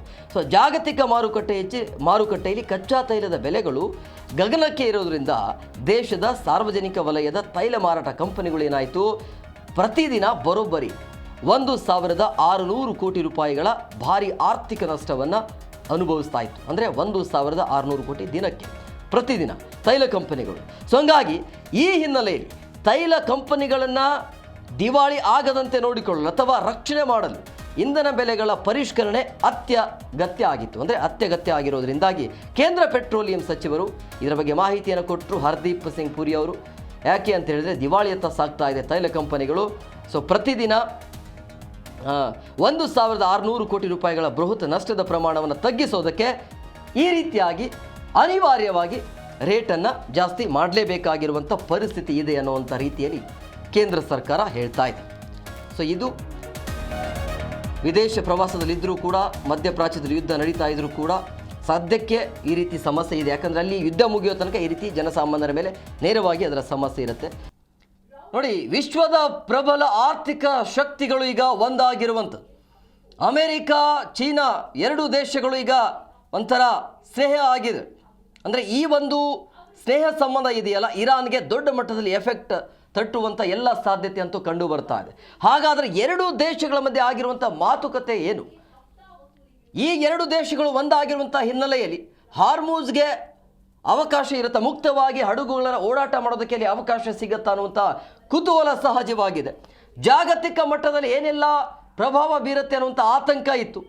ಬರೋಬ್ಬರಿ 9 ವರ್ಷಗಳ ಆದ ಬಳಿಕ ಅಮೇರಿಕ ಚೀನಾಗೆ ಭೇಟಿಯನ್ನು ಕೊಟ್ಟಿರುವಂಥದ್ದು. ವೈಯಕ್ತಿಕ ಏನೇ ಸಮಸ್ಯೆ ಇದ್ರೂ ಕೂಡ ದೇಶ ಅಂತ ಬಂದಾಗ ಒಗ್ಗಟ್ಟಾಗಿ ನಿಲ್ಲಬೇಕು ಅಂತೇಳಿ ಈ ಎರಡು ದೇಶಗಳು ಈಗ ಜೊತೆಯಲ್ಲಿ ನಿಂತಿರುವಂಥದ್ದು. ಅಮೇರಿಕ ಏನಿತ್ತು ಅಂದರೆ ಇರಾನ್ ಯಾವುದೇ ಕಾರಣಕ್ಕೂ ಕೂಡ ಅಣ್ವಸ್ತ್ರ ಹೊಂದಬಾರದು ಅಂತ ನಿಲುವು ಏನಿತ್ತಲ್ಲ, ಆ ನಿಲುವಿಗೆ ಚೀನಾ ಓಕೆ ಕೊಟ್ಟಿದೆ. ಅಂದರೆ ಅಮೇರಿಕ ಜೊತೆಗೆ ಈಗ ಚೀನಾ ಸಾಥ್ ಕೊಟ್ಟಿರುವಂಥ ಹಿನ್ನೆಲೆಯಲ್ಲಿ ಇದು ನುಂಗಲಾರದ ತುತ್ತು ಆಗುತ್ತೆ ಇರಾನ್ಗೆ. ಈಗ ಇರಾನ್ ಏನು ಮಾಡುತ್ತೆ, ಇನ್ನು ಮೇಲೆ ಈ ಹಾರ್ಮುಜ್ ಮುಕ್ತ ಆಗತ್ತಾ ಅನ್ನುವಂಥ ಯಕ್ಷ ಪ್ರಶ್ನೆ ಇದೆ. ಹಾಗಾಗಿ 3 ದಿನಗಳ ಕಾಲ ಚೀನಾ ಪ್ರವಾಸದಲ್ಲಿರುವಂಥ ಡೊನಾಲ್ಡ್ ಟ್ರಂಪ್ ಅಲ್ಲಿ ಏನೆಲ್ಲ ಚರ್ಚೆ ಆಯಿತು, ಏನೆಲ್ಲ ಬೆಳವಣಿಗೆ ಆಯಿತು, ಮುಂದೆ ಏನೆಲ್ಲ ಬೆಳವಣಿಗೆ ಆಗತ್ತೆ ಅನ್ನುವಂಥ ಕುತೂಹಲ ಸಹಜವಾಗಿದೆ. ಯಾಕಂದರೆ ಚೀನಾ ಅಮೆರಿಕದ ಅಧ್ಯಕ್ಷರು ಚೀನಾಗೆ ಭೇಟಿ ಕೊಡುವಂಥ ಸಂದರ್ಭದಲ್ಲಿ ತೈವಾನ್ ವಿಚಾರದಲ್ಲಿ ನೀವು ಮೂಗು ತೂರಿಸಕ್ಕೆ ಬರಬೇಡಿ ಅಂತೇಳಿ ಒಂದು ಡೆಡ್ಲೈನನ್ನು ಕೂಡ ಹಾಕಿಕೊಟ್ಟಿದ್ದು. ಕೆಲವೊಂದು ಅಂಶಗಳು, ಈ ಅಂಶಗಳನ್ನು ಬಿಟ್ಟೇ ನೀವು ಮಾತಾಡಬೇಕು ಅಂತೇಳಿ, ನೀವು ಶಸ್ತ್ರಾಸ್ತ್ರಗಳನ್ನು ಪೂರೈಕೆ ಮಾಡೋದನ್ನು ನಿಲ್ಲಿಸಬೇಕು, ಇದನ್ನು ಚೀನಾ ಯಾವುದೇ ಕಾರಣಕ್ಕೂ ಕೂಡ ಸಹಿಸಿಕೊಳ್ಳೋದಿಲ್ಲ ಅಂತೇಳಿ ಇದೆಲ್ಲ ನೇರವಾಗಿ ಸ್ಟೇಟ್ಮೆಂಟ್ ಕೊಟ್ಟಿದ್ರೂ ಕೂಡ ಎರಡು ದೇಶಗಳ ಮಧ್ಯೆ ಒಳ್ಳೆಯ ಬೆಳವಣಿಗೆ ಆಗಿದೆ. ಸೊ ಮುಂದೆ ಏನೆಲ್ಲ ಆಗಬಹುದು ಅಂತೇಳಿ ಮತ್ತೆ ಅಮೆರಿಕ ನೇರವಾಗಿ ಇರಾನ್ಗೆ ಟಕ್ಕರನ್ನು ಕೊಟ್ಟಿರುವಂಥದ್ದು, ನೇರ ಎಚ್ಚರಿಕೆಯನ್ನು ಕೊಟ್ಟಿರುವಂಥದ್ದು. ಸೊ ಹಂಗಾಗಿ ಇಲ್ಲಿ ಇರಾನ್ ಅಂತ ಬಂದಾಗ ಇರಾನ್ಗೆ ಯಾವ ರೀತಿಯಾಗಿ ಸೆಡ್ಡು ಹೊಡೆಯೋದಕ್ಕೆ ಎರಡು ದೇಶಗಳು ಮುಂದಾಗಿದೆ ಅನ್ನೋದನ್ನು ಕೂಡ ಕ್ವಿಕ್ ಆಗಿ ನೋಡಬೇಕಾಗತ್ತೆ. ಇಲ್ಲಿ ಟ್ರಂಪ್ ಮತ್ತು ಜಿನ್ಪಿಂಗ್ ಅಂದರೆ ಚೀನಾದ ಅಧ್ಯಕ್ಷರು ಒಂದು ಬಿಗ್ ಡೀಲನ್ನು ಮಾಡಿಕೊಂಡಿದ್ದಾರಲ್ಲ, ಯಾವೆಲ್ಲ ಡೀಲನ್ನು ಮಾಡಿಕೊಂಡಿದ್ದಾರೆ, ಆ ದೇಶಗಳಿಗೆ ಅಂದರೆ ಎರಡು ದೇಶಗಳಿಗೆ ಆಗುವಂಥ ಅನುಕೂಲ ಏನು, ಇಡೀ ವಿಶ್ವಕ್ಕೆ ಏನಾಗುತ್ತೆ, ಅದೆಲ್ಲವನ್ನು ಕೂಡ ಡೀಟೇಲ್ ಆಗಿ ನೋಡ್ತಾ ಹೋಗೋಣ. ಏನೆಲ್ಲ ಆಯಿತು ಅಂದರೆ ಐತಿಹಾಸಿಕ ಮಾತುಕತೆ ಯಾವ ರೀತಿಯಾಗಿ ನಡೀತು ಅನ್ನೋದು. ಫೆಬ್ರವರಿಯಲ್ಲಿ ಇರಾನ್ ಯುದ್ಧ ಆರಂಭವಾದ ನಂತರ ಇಡೀ ಜಗತ್ತು ಏನಾಗಿತ್ತು, ಇಂಧನ ಮತ್ತು ಆರ್ಥಿಕ ಬಿಕ್ಕಟ್ಟಿನಿಂದ ತತ್ತರಿಸಿ ಹೋಗಿತ್ತು, ಈಗಲೂ ಕೂಡ ತತ್ತರಿಸಿ ಹೋಗ್ತಾ ಇದೆ. ಈ ಕಠಿಣ ಪರಿಸ್ಥಿತಿಯ ನಡುವೆ ಬೀಜಿಂಗಲ್ಲಿ ಅಮೆರಿಕ ಅಧ್ಯಕ್ಷರಾಗಿರುವಂಥ ಡೊನಾಲ್ಡ್ ಟ್ರಂಪ್ ಮತ್ತು ಚೀನಾ ಅಧ್ಯಕ್ಷರು ಕ್ಸಿ ಜಿನ್ಪಿಂಗ್ ನಡುವೆ ಒಂದು ಐತಿಹಾಸಿಕ ಮಾತುಕತೆ ಆಗಿದೆಯಲ್ಲ, ಅದು ಹೊಸ ಆಶಯವಾದ ಮೂಡಿಸಿದೆ ಅಂತಲೂ ಕೂಡ ಹೇಳ್ಬೋದು. ಅಂದರೆ ಹಾರ್ಮುಜ್ ಜಲಸಂಧಿ ಮುಕ್ತ ಆಗಿರಬೇಕು ಮತ್ತು ಇರಾನ್ ಎಂದಿಗೂ ಅಣ್ವಸ್ತ್ರವನ್ನು ಹೊಂದಬಾರದು ಅನ್ನುವಂಥ ಪ್ರಬಲ ನಿರ್ಣಯಕ್ಕೆ ಉಭಯ ನಾಯಕರು ಬಂದಿದ್ದಾರೆ. ಸೊ ಇರಾನ್ನ ಅಣ್ವಸ್ತ್ರ ಕಾರ್ಯಕ್ರಮವನ್ನು ತಡೆಯಲು ಉಭಯ ದೇಶಗಳು ಈಗ ಜಂಟಿ ಕಾರ್ಯತಂತ್ರವನ್ನು ರೂಪಿಸಿವೆ ಅನ್ನೋದು. ಸೊ ಚೀನಾ ಇರಾನ್ನ ದೊಡ್ಡ ತೈಲ ಗ್ರಾಹಕನಾಗಿರೋದ್ರಿಂದಾಗಿ ಚೀನಾದ ಈ ನಡೆ ಇರಾನ್ ಮೇಲೆ ಸಹಜವಾಗಿ ತೀವ್ರ ಆರ್ಥಿಕ ಮತ್ತು ರಾಜತಾಂತ್ರಿಕ ಒತ್ತಡ ಹೇರುವಂಥ ಸಾಧ್ಯತೆ ಇರುತ್ತೆ. ಈಗ ಇಷ್ಟು ದಿನಗಳ ಕಾಲ ಏನಿತ್ತು, ಇರಾನ್ ಬೇಗನೆ ಸರೆಂಡರ್ ಆಗತ್ತೆ ಅಂತ ಹೇಳಲಾಗ್ತಾ ಇತ್ತು ಅಮೆರಿಕ ದಾಳಿ ಮಾಡುವಂಥ ಸಂದರ್ಭದಲ್ಲಿ. ಆದರೆ ಇರಾನ್ಗೆ ಸಪೋರ್ಟ್ ಮಾಡ್ತಾ ಇದ್ದು ಚೀನಾ ಅಂತ ಹೇಳಲಾಗ್ತಾ ಇತ್ತು. ಬಟ್ ಈಗ ಚೀನಾನೇ ಅಮೆರಿಕ ಜೊತೆ ಹೋಗಿರುವಂಥ ಹಿನ್ನೆಲೆಯಲ್ಲಿ ಚೀನಾ ಹೇಳ್ದಂಗೆ ಇರಾನ್ ಕೇಳಬೇಕಾಗತ್ತೆ. ಒಂದು ವೇಳೆ ಚೀನಾ ಮಾತನ್ನು ಈಗ ಇರಾನ್ ಕೇಳಿಲ್ಲ ಅಂತ ಹೇಳಿದ್ರೆ, ಒಂದು ತೈಲ ದೊಡ್ಡ ಗ್ರಾಹಕ ಅಂತ ಹೇಳಿದ್ರು ಚೀನಾ, ಒಂದು ವೇಳೆ ತೈಲವನ್ನು ಖರೀದಿ ಮಾಡೋದ್ರಲ್ಲಿ ಚೀನಾ ಹಿಂದೆಟ್ಟನ್ನು ಹಾಕ್ತು ಅಂತ ಹೇಳಿದ್ರೆ ಆರ್ಥಿಕವಾಗಿ ಪೆಟ್ಟು ಬೀಳೋದೇ ಇರಾನ್ಗೆ. ಸೊ ಹಂಗಾಗಿ ಇಲ್ಲಿ ಇರಾನ್ ಏನು ಮಾಡುತ್ತೆ, ಇರಾನ್ ಯಾವ ರೀತಿಯ ನಿಲುವನ್ನು ತೆಗೆದುಕೊಳ್ಳುತ್ತೆ ಅನ್ನುವಂಥ ಕುತೂಹಲ ಇದೆ, ಯಕ್ಷ ಪ್ರಶ್ನೆ ಹಾಗೇ ಇದೆ. ಸೊ ಹಂಗಾಗಿ ಈಗ ಇಂಧನದ ಬಿಕ್ಕಟ್ಟಿಗೆ ಸಹಜವಾಗಿ ಮುಕ್ತಿ ಸಿಗತ್ತಾ? ಎರಡು ದೇಶಗಳು ಈ ರೀತಿಯ ಒಪ್ಪಂದಕ್ಕೆ ಬಂದಿರುವಂಥ ಹಿನ್ನೆಲೆಯಲ್ಲಿ ಬೇರೆ ಬೇರೆ ಜಾಗತಿಕ ಮಟ್ಟದಲ್ಲಿ ಏನೆಲ್ಲ ಸಮಸ್ಯೆ ಆಗ್ತಾ ಇದೆ ಅಲ್ಲ, ಈ ಹಾರ್ಮುಜ್ ಮುಖಾಂತರ, ಆ ಮಾರ್ಗದ ಮುಖಾಂತರ ತೈಲ ಆಮದು ಬರಬೇಕಾಗಿತ್ತು, ಹಡಗುಗಳು ಬರಬೇಕಾಗಿತ್ತು, ಇನ್ನು ಮೇಲೆ ಅದಕ್ಕೆ ಅವಕಾಶ ಇರುತ್ತಾ ಅನ್ನೋದು ಈ ಒಂದು ಮಾತುಕತೆ ಆದ ನಂತರ. ಸೊ ಈ ಒಂದು ಬಿಗ್ ಡೀಲ್ ಇದೆಯಲ್ಲ, ಜಾಗತಿಕ ತೈಲ ಮಾರುಕಟ್ಟೆ ಮತ್ತು ಇಂಧನ ಬಿಕ್ಕಟ್ಟಿನ ಮೇಲೆ ಸಹಜವಾಗಿ ಧನಾತ್ಮಕ ಪರಿಣಾಮ ಬೀರುವಂಥ ಸಾಧ್ಯತೆ ಇರುತ್ತೆ. ಸೊ ಇರಾನ್ನ ಅಣ್ವಸ್ತ್ರ ಚಟುವಟಿಕೆಗಳಿಂದಾಗಿ ಮಧ್ಯಪ್ರಾಚ್ಯದಲ್ಲಿ ಸದಾ ಯುದ್ಧದ ಭೀತಿ ಇರ್ತಾನೆ ಇತ್ತು. ಸೊ ಈ ಒಪ್ಪಂದದಿಂದಾಗಿ ಪ್ರಾದೇಶಿಕ ಉದ್ವಿಗ್ನತೆ ಕಡಿಮೆ ಆದರೆ ತೈಲ ಪೂರೈಕೆಯ ಮಾರ್ಗಗಳು ಅಂದರೆ ಹಾರ್ಮುಜ್ ಜಲಸಂಧಿ ಏನಾಗುತ್ತೆ, ಅದು ಸುರಕ್ಷಿತವಾಗಿರುತ್ತೆ. ಸೊ ಯುದ್ಧ ಮತ್ತು ನಿರ್ಬಂಧಗಳ ಭೀತಿಯಿಂದ ಜಾಗತಿಕ ಮಾರುಕಟ್ಟೆಯಲ್ಲಿ ಏನಾಗುತ್ತೆ, ಅನುಕೂಲ ಮಾಡಿಕೊಡುತ್ತೆ. ಸೊ ಹಂಗಾಗಿ ಕಚ್ಚಾ ತೈಲದ ಬೆಲೆಗಳು ಸದಾ ಏರಿಳಿತವನ್ನು ಕಾಣ್ತಾ ಇತ್ತು. ಸೊ ಇದೆಲ್ಲವೂ ಕೂಡ ಅನುಕೂಲ ಆಗುವಂಥ ಸಾಧ್ಯತೆ ಇರುತ್ತೆ. ಇದೆಲ್ಲ ಮಾತುಕತೆ ಆದ ನಂತರ ಇರಾನ್ಗೆ ಅಣುವಸ್ತ್ರವನ್ನು ಹೊಂದೋದಕ್ಕೆ ಬಿಡೋದಿಲ್ಲ ಅಂತೇಳಿ ಅಮೆರಿಕ ಮತ್ತೆ ನೇರ ಎಚ್ಚರಿಕೆಯನ್ನು ಕೊಟ್ಟಿರುವಂಥದ್ದು. ಸಹಜವಾಗಿ ಅಮೆರಿಕಕ್ಕೆ ಈಗ ಮತ್ತೊಂದು ಧೈರ್ಯ, ಚೀನಾ ಅವರಿಗೆ ಬೆಂಬಲ ಕೊಟ್ಟಿರುವಂಥ ಹಿನ್ನೆಲೆಯಲ್ಲಿ ಹೇಗೋ ಈಗ ಚೀನಾ ಏನು ಮಾಡುತ್ತೆ ಅಥವಾ ಚೀನಾ ನಮ್ಮ ಜೊತೆ ನಿಲ್ಲುತ್ತಾ ಅನ್ನುವಂಥ ಧೈರ್ಯದಿಂದ ಯಾವುದೇ ಕಾರಣಕ್ಕೂ ಕೂಡ ಅಣ್ವಸ್ತ್ರವನ್ನು ಹೊಂದೋದಕ್ಕೆ ನಾವು ಬಿಡೋದಿಲ್ಲ ಅಂಥೇಳಿ. ಸೊ ಇರಾನ್ ಎಂದಿಗೂ ಅಣ್ವಸ್ತ್ರ ಹೊಂದಲು ಬಿಡೋದಿಲ್ಲ ಅಂಥೇಳಿ ಡೊನಾಲ್ಡ್ ಟ್ರಂಪ್ ಮತ್ತು ಜಿನ್ಪಿಂಗ್ ಎಚ್ಚರಿಕೆಯನ್ನು ಕೊಟ್ಟಿದ್ದಾರೆ. ಕೇವಲ ಅಮೆರಿಕ ಅಷ್ಟೇ ಅಲ್ಲ, ಚೀನಾ ಕೂಡ. ಸೊ ಹಂಗಾಗಿ ಅಮೆರಿಕದೊಂದಿಗೆ ಚೀನಾ ಕೈ ಜೋಡಿಸಿರೋದ್ರಿಂದ ಈಗ ಇರಾನ್ಗೆ ಒಂಥರ ಜಾಗತಿಕ ಮಟ್ಟದಲ್ಲಿ ದೊಡ್ಡ ರಾಜತಾಂತ್ರಿಕ ಆಘಾತ ಮತ್ತು ಹಿನ್ನಡೆ. ಸೊ ಇರಾನ್ ತನ್ನ ಅಣ್ವಸ್ತ್ರ ಪಟ್ಟು ಬಿಡದಿದ್ದರೆ ಚೀನಾ ಏನು ಮಾಡುತ್ತೆ, ತೈಲ ಖರೀದಿಯನ್ನು ಸಂಪೂರ್ಣವಾಗಿ ನಿಲ್ಲಿಸಬಹುದು ಅಥವಾ ಅದನ್ನು ಖರೀದಿ ಮಾಡೋದನ್ನು ಕಡಿಮೆ ಮಾಡಬಹುದು. ಸೊ ಚೀನಾದ ಈ ನಿರ್ಧಾರ ಏನಾಗುತ್ತೆ, ಯುದ್ಧದ ನಡುವೆ ಆರ್ಥಿಕವಾಗಿ ನಲುಗಿರುವಂಥ ಇರಾನ್ಗೆ ಏನಾಗುತ್ತೆ, ಒಂಥರ ಮರಣಶಾಸ್ತ್ರ ಆಗುವಂಥ ಭೀತಿ ನಿರ್ಮಾಣ ಆಗುತ್ತೆ. ಸೊ ಹಂಗಾಗಿ ವಿಶ್ವದ ಇಬ್ಬರು ಬಲಿಷ್ಠ ನಾಯಕರು ಇರಾನ್ನ ಅಣ್ವಸ್ತ್ರ ಹಾದಿಗೆ ಜಂಟಿಯಾಗಿ ಬೇಲಿ ಹಾಕಿದ್ದು ಇರಾನ್ಗೆ ದೊಡ್ಡ ಪೆಟ್ಟು ಬೀಳುವಂಥ ಸಾಧ್ಯತೆ ಇರುತ್ತೆ. ಇನ್ನು ಅಮೆರಿಕದ ಅಧ್ಯಕ್ಷ ಡೊನಾಲ್ಡ್ ಟ್ರಂಪ್ ಇರಾನ್ಗೆ ವಿನಾಶದ ವಾರ್ನಿಂಗ್ ಕೂಡ ಕೊಟ್ಟಿರುವಂಥದ್ದು. ಭೂಪಟದಿಂದಲೇ ಕಿತ್ತು ಬಿಸಾಕ್ತೀವಿ ಅಂತೇಳಿ ಪದೇ ಪದೇ ಹೇಳ್ತಾನೆ ಇದ್ದಾರೆ. ಅಮೆರಿಕ ಅಧ್ಯಕ್ಷ ಡೊನಾಲ್ಡ್ ಟ್ರಂಪ್ ಮತ್ತೆ ಅದನ್ನು ಪುನರುಚ್ಚರಿಸಿದ್ರು. ಒಂದು ವೇಳೆ ನಮ್ಮ ಮಾತನ್ನು ಒಪ್ಪಲಿಲ್ಲ ಅಂತ ಹೇಳಿದ್ರೆ ಭೂಪಟದಿಂದಲೇ ಶಿಲಾಯುಗಕ್ಕೆ ತಳ್ಳಿಬಿಡ್ತೀವಿ ಅನ್ನುವಂಥ ಒಂದು ನೇರ ಎಚ್ಚರಿಕೆ ಮತ್ತೊಮ್ಮೆ. ಸೊ 3 ದಿನಗಳ ಚೀನಾ ಪ್ರವಾಸದ ಕೊನೆಯ ದಿನ ಇತ್ತು ಇವತ್ತು. ಅದೆಲ್ಲ ಮಾತುಕತೆ ಆದ ಮೇಲೆ ಡೊನಾಲ್ಡ್ ಟ್ರಂಪ್ ಹೇಳಿರುವಂಥದ್ದು, ಇರಾನ್ ಈಗ ಅಂತ್ಯದ ಹಂತದಲ್ಲಿದೆ ಅಂತೇಳಿ. ಸೊ ಅವರು ಮಾತುಕತೆಯ ಮೂಲಕ ಒಪ್ಪಂದವನ್ನು ಮಾಡಿಕೊಳ್ಳಬೇಕು, ಒಂದು ವೇಳೆ ಮಾಡಿಲ್ಲ ಅಂತ ಹೇಳಿದ್ರೆ ನಕ್ಷೆಯಿಂದಲೇ ನಾಶ ಆಗಬಹುದು ಅನ್ನುವಂಥ ನೇರ ಎಚ್ಚರಿಕೆಯನ್ನು ಅಮೆರಿಕ ಕೊಟ್ಟಿದೆ. ಸೊ ಇರಾನ್ ತನ್ನ ಹಠಮಾರಿ ಧೋರಣೆಯನ್ನು ಬಿಟ್ಟು ಒಪ್ಪಂದಕ್ಕೆ ಬರಬೇಕು ಅನ್ನೋದು, ಇಲ್ಲ ಅಂತ ಹೇಳಿದರೆ ಸಂಪೂರ್ಣವಾಗಿ ವಿನಾಶವನ್ನು ಎದುರಿಸಲು ಸಿದ್ಧರಾಗಬೇಕು ಅಂತ ಅಮೆರಿಕ ಅಧ್ಯಕ್ಷ ಡೊನಾಲ್ಡ್ ಟ್ರಂಪ್ ಈ ರೀತಿಯಾಗಿ ಗುಡುಗಿದ್ದಾರೆ. ಸೊ ಹಂಗಾಗಿ ಈಗ ಇರಾನ್ ಏನು ಮಾಡುತ್ತೆ ಅನ್ನುವಂಥ ಕುತೂಹಲ. ಈಗ ಇಷ್ಟು ದಿನಗಳ ಕಾಲ ಇರಾನ್ಗೆ ಬೆನ್ನೆಲುಬು ಆಗಿ ನಿಂತಿದ್ದು ಚೀನಾ, ಬಟ್ ಈಗ ಚೀನಾ ನೇರವಾಗಿ ಗುನ್ನ ಕೊಟ್ಟಿದ್ದು ಇರಾನ್ಗೆ, ಯಾಕೆಂದರೆ ಅಮೆರಿಕ ಜೊತೆ ಕೈ ಜೋಡಿಸಿದೆ. ಸೊ ಹಂಗಾಗಿ ಇರಾನ್ ಏನು ಮಾಡುತ್ತೆ, ಸರೆಂಡರ್ ಆಗುತ್ತಾ, ಅಮೆರಿಕ ಮಾತಿಗೆ ಓಕೆ ಅಂತ ಹೇಳ್ತಾ ಅಥವಾ ಚೀನಾ ಹೇಳ್ದಂಗೆ ಕೇಳುತ್ತೆ. ಯಾಕಂದರೆ ಚೀನಾ ಅಣ್ವಸ್ತ್ರವನ್ನು ನಿಲ್ಲಿಸಬೇಕು ಅಂತ ಚೀನಾ ಮತ್ತು ಅಮೆರಿಕ ಎರಡೂ ಹೇಳ್ತಾ ಇರುವಂಥ ಹಿನ್ನೆಲೆಯಲ್ಲಿ ಸರೆಂಡರ್ ಆಗೋದು ಬಿಟ್ಟರೆ ಬೇರೆ ದಾರಿನೇ ಇಲ್ಲ ಇರಾನ್ಗೆ. ಸೊ ಏನು ಮಾಡುತ್ತೆ ಅನ್ನೋದು. ಸೊ ಈಗ ಇರಾನ್ನ 90% ತೈಲವನ್ನು ಖರೀದಿ ಮಾಡುವಂಥದ್ದು ಚೀನಾ ದೇಶ. ಅಮೆರಿಕ ಮತ್ತು ಇರಾನ್ ನಡುವೆ ಶಾಂತಿ ಸ್ಥಾಪನೆ ಆಗಲಿ ಅನ್ನುವಂಥ ಒಂದು ಆಶ್ವಾಸನೆಯನ್ನು ವ್ಯಕ್ತಪಡಿಸಿದ್ದು ಈಗ ಚೀನಾ. ಸೊ ಅಮೆರಿಕ ಜೊತೆ ಒಪ್ಪಂದ ಆಗಲಿ ಅನ್ನೋದು ಕಿಂಗ್ ಪಿನ್ ಅವರ ಮಾತು ಇರೋದ್ರಿಂದಾಗಿ ಈ ನಿಟ್ಟಿನಲ್ಲಿ ಇರಾನ್ ಏನು ಮಾಡುತ್ತೆ, ಯಾವ ನಿರ್ಧಾರವನ್ನು ತೆಗೆದುಕೊಳ್ಳುತ್ತೆ ಅನ್ನುವಂಥ ಕುತೂಹಲ ಸಹಜವಾಗಿದೆ. ಯಾಕಂದರೆ ಈಗ ಇಷ್ಟು ದಿನಗಳ ಕಾಲ ಹಿಂದ್ಗಡೆಯಿಂದ ಚೀನಾ ಇರಾನ್ಗೆ ಸಪೋರ್ಟ್ ಮಾಡ್ತಾ ಇತ್ತು ಅಂಥೇಳಿ, ಅಂದರೆ AI ಮುಖಾಂತರ ಇರಾನ್ಗೆ ಸಪೋರ್ಟ್ ಮಾಡ್ತಾ ಇದ್ದು ಚೀನಾ. ಅಮೆರಿಕವನ್ನು ಈ ರೀತಿಯಾಗಿ ದಿಟ್ಟವಾಗಿ ಎದುರಿಸೋದಕ್ಕೆ ಕಾರಣನೇ ಚೀನಾ ಅಂತ ಹೇಳಲಾಗ್ತಾ ಇದೆ, ಬಟ್ ಕನ್ಫರ್ಮ್ ಅಂತ ಏನಿಲ್ಲ. ಬಟ್ ಈಗ ಚೀನಾ ಅದೆಲ್ಲವನ್ನು ನಿಲ್ಲಿಸಬೇಕು, ಅಣ್ವಸ್ತ್ರವನ್ನು ನಿಲ್ಲಿಸಬೇಕು, ಅಮೆರಿಕ ಹೇಳ್ತಾ ಇದ್ದಂಗೆ ಕೇಳಬೇಕು ಅಂತ ಹೇಳಿಕೆಯನ್ನು ಕೊಟ್ಟಿರುವಂಥ ಹಿನ್ನೆಲೆಯಲ್ಲಿ ಸಹಜವಾಗಿ ಈಗ ಇರಾನ್ ಏನು ಮಾಡುತ್ತೆ ಅನ್ನುವಂಥ ಕುತೂಹಲ. ಅದರ ಜೊತೆಗೆ ಇನ್ನೊಂದು, ಈ ಚೀನಾ ವಿಚಾರ ಅಂತ ಬಂದಾಗ ಈ ಹಿಂದೆ ಅಮೆರಿಕ ವಿಚಾರವಾಗಿ ಚೀನಾ ನೇರವಾಗಿ ಅಮೆರಿಕ ದೇಶವನ್ನೇ ಬೈದಿತ್ತು. ಅದರ ಬಗ್ಗೆ ಮತ್ತೊಮ್ಮೆ ಡೊನಾಲ್ಡ್ ಟ್ರಂಪ್ ಅವರು ಅದರ ಬಗ್ಗೆ ಕ್ಲಾರಿಟಿಯನ್ನು ಕೊಟ್ಟಿದ್ದಾರೆ. ನಮ್ಮ ದೇಶಕ್ಕೆ ಬೈದಿದ್ದಲ್ಲ, ಅದು ಬೈಡನ್ ಆಡಳಿತದ ಅವಧಿಯಲ್ಲಿ ಚೀನಾ ಆ ರೀತಿಯಾಗಿ ಹೇಳಿತು ಅಂತೇಳಿ. ಹಾಗಾದರೆ ಚೀನಾ ಅಮೆರಿಕಕ್ಕೆ ಏನು ಹೇಳಿತು ಆ ಸಂದರ್ಭದಲ್ಲಿ ಅನ್ನೋದು.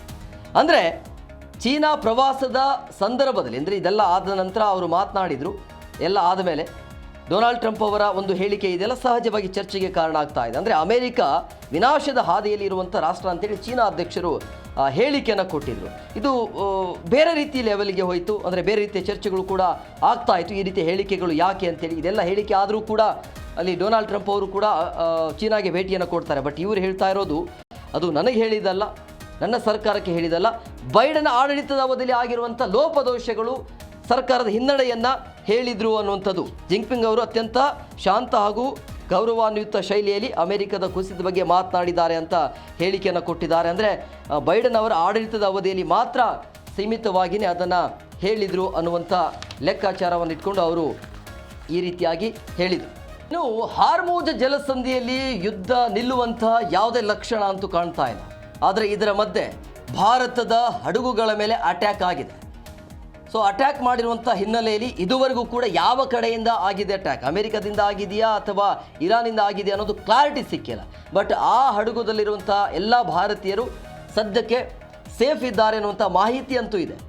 ಬಟ್ ಈ ರೀತಿಯಾಗಿ ವಿದೇಶಿ ದಾಳಿ ಏನಿದ್ದಾವೆ, ಅಂದರೆ ವಿದೇಶದಿಂದ ಬರುವಂಥ ಹಡಗುಗಳನ್ನು ಟಾರ್ಗೆಟ್ ಮಾಡೋದು ಎಷ್ಟರ ಮಟ್ಟಿಗೆ ಸರಿ ಅಂತೇಳಿ ಭಾರತದ ವಿದೇಶಾಂಗ ಸಚಿವರು ಕೂಡ ಇದನ್ನು ತೀವ್ರವಾಗಿ ಖಂಡಿಸಿದ್ದಾರೆ.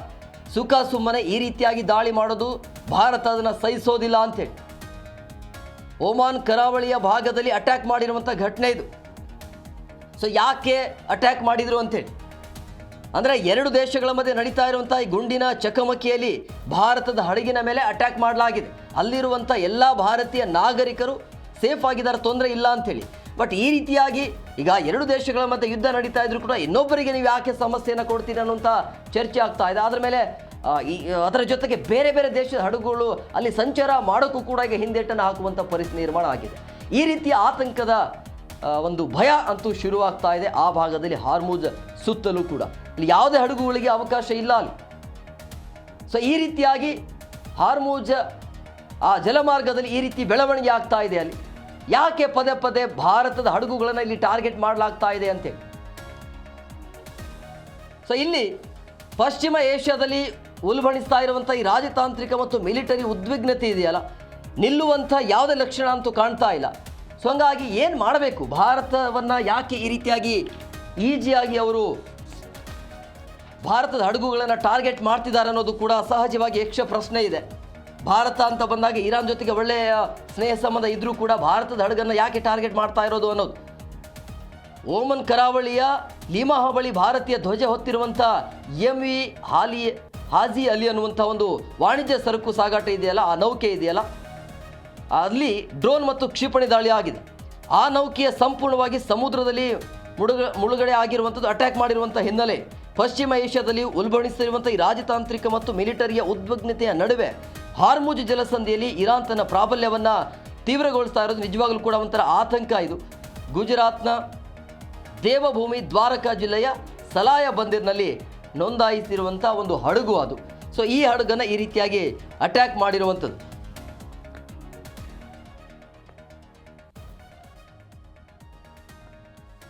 ಇನ್ನು ಭಾರತದ ನೌಕೆಯ ಮೇಲೆ ದಾಳಿ ನಡೆದಿದ್ದು ಹೇಗೆ ಅನ್ನೋದನ್ನು ಕೂಡ ಕ್ವಿಕ್ ಆಗಿ ನೋಡ್ತಾ ಹೋಗೋಣ. ಯಾವ ಕಾರಣಕ್ಕಾಗಿ ಇದನ್ನು ಅಟ್ಯಾಕ್ ಮಾಡಲಾಗಿದೆ ಅಂತ.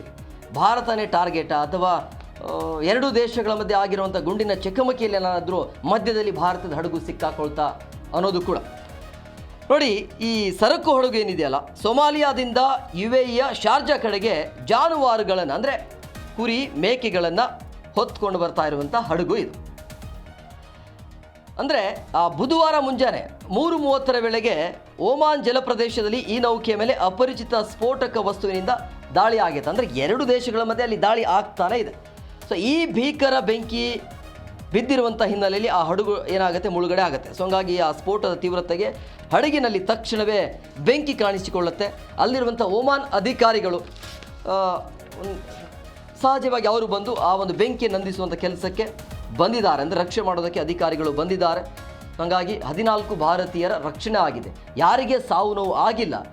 ಬಟ್ ಈ ರೀತಿಯಾಗಿ ದಾಳಿ ಮಾಡೋದು ಎಷ್ಟರ ಮಟ್ಟಿಗೆ ಸರಿ ಗೊತ್ತಿರುತ್ತೆ, ಗೊತ್ತಿಲ್ಲದೆ ಏನಿಲ್ಲ. ಅಲ್ಲಿ ಯಾವ ಹಡಗು ಮೂವ್ ಆಗುತ್ತೆ, ಯಾವ ಹಡಗು ಪಾಸ್ ಆಗುತ್ತೆ, ಯಾವ ದೇಶದ್ದು, ಯಾಕೆ, ಏನು ಎತ್ತ, ಅದೆಲ್ಲವೂ ಕೂಡ ಇನ್ಫಾರ್ಮೇಷನ್ ಇರುತ್ತೆ.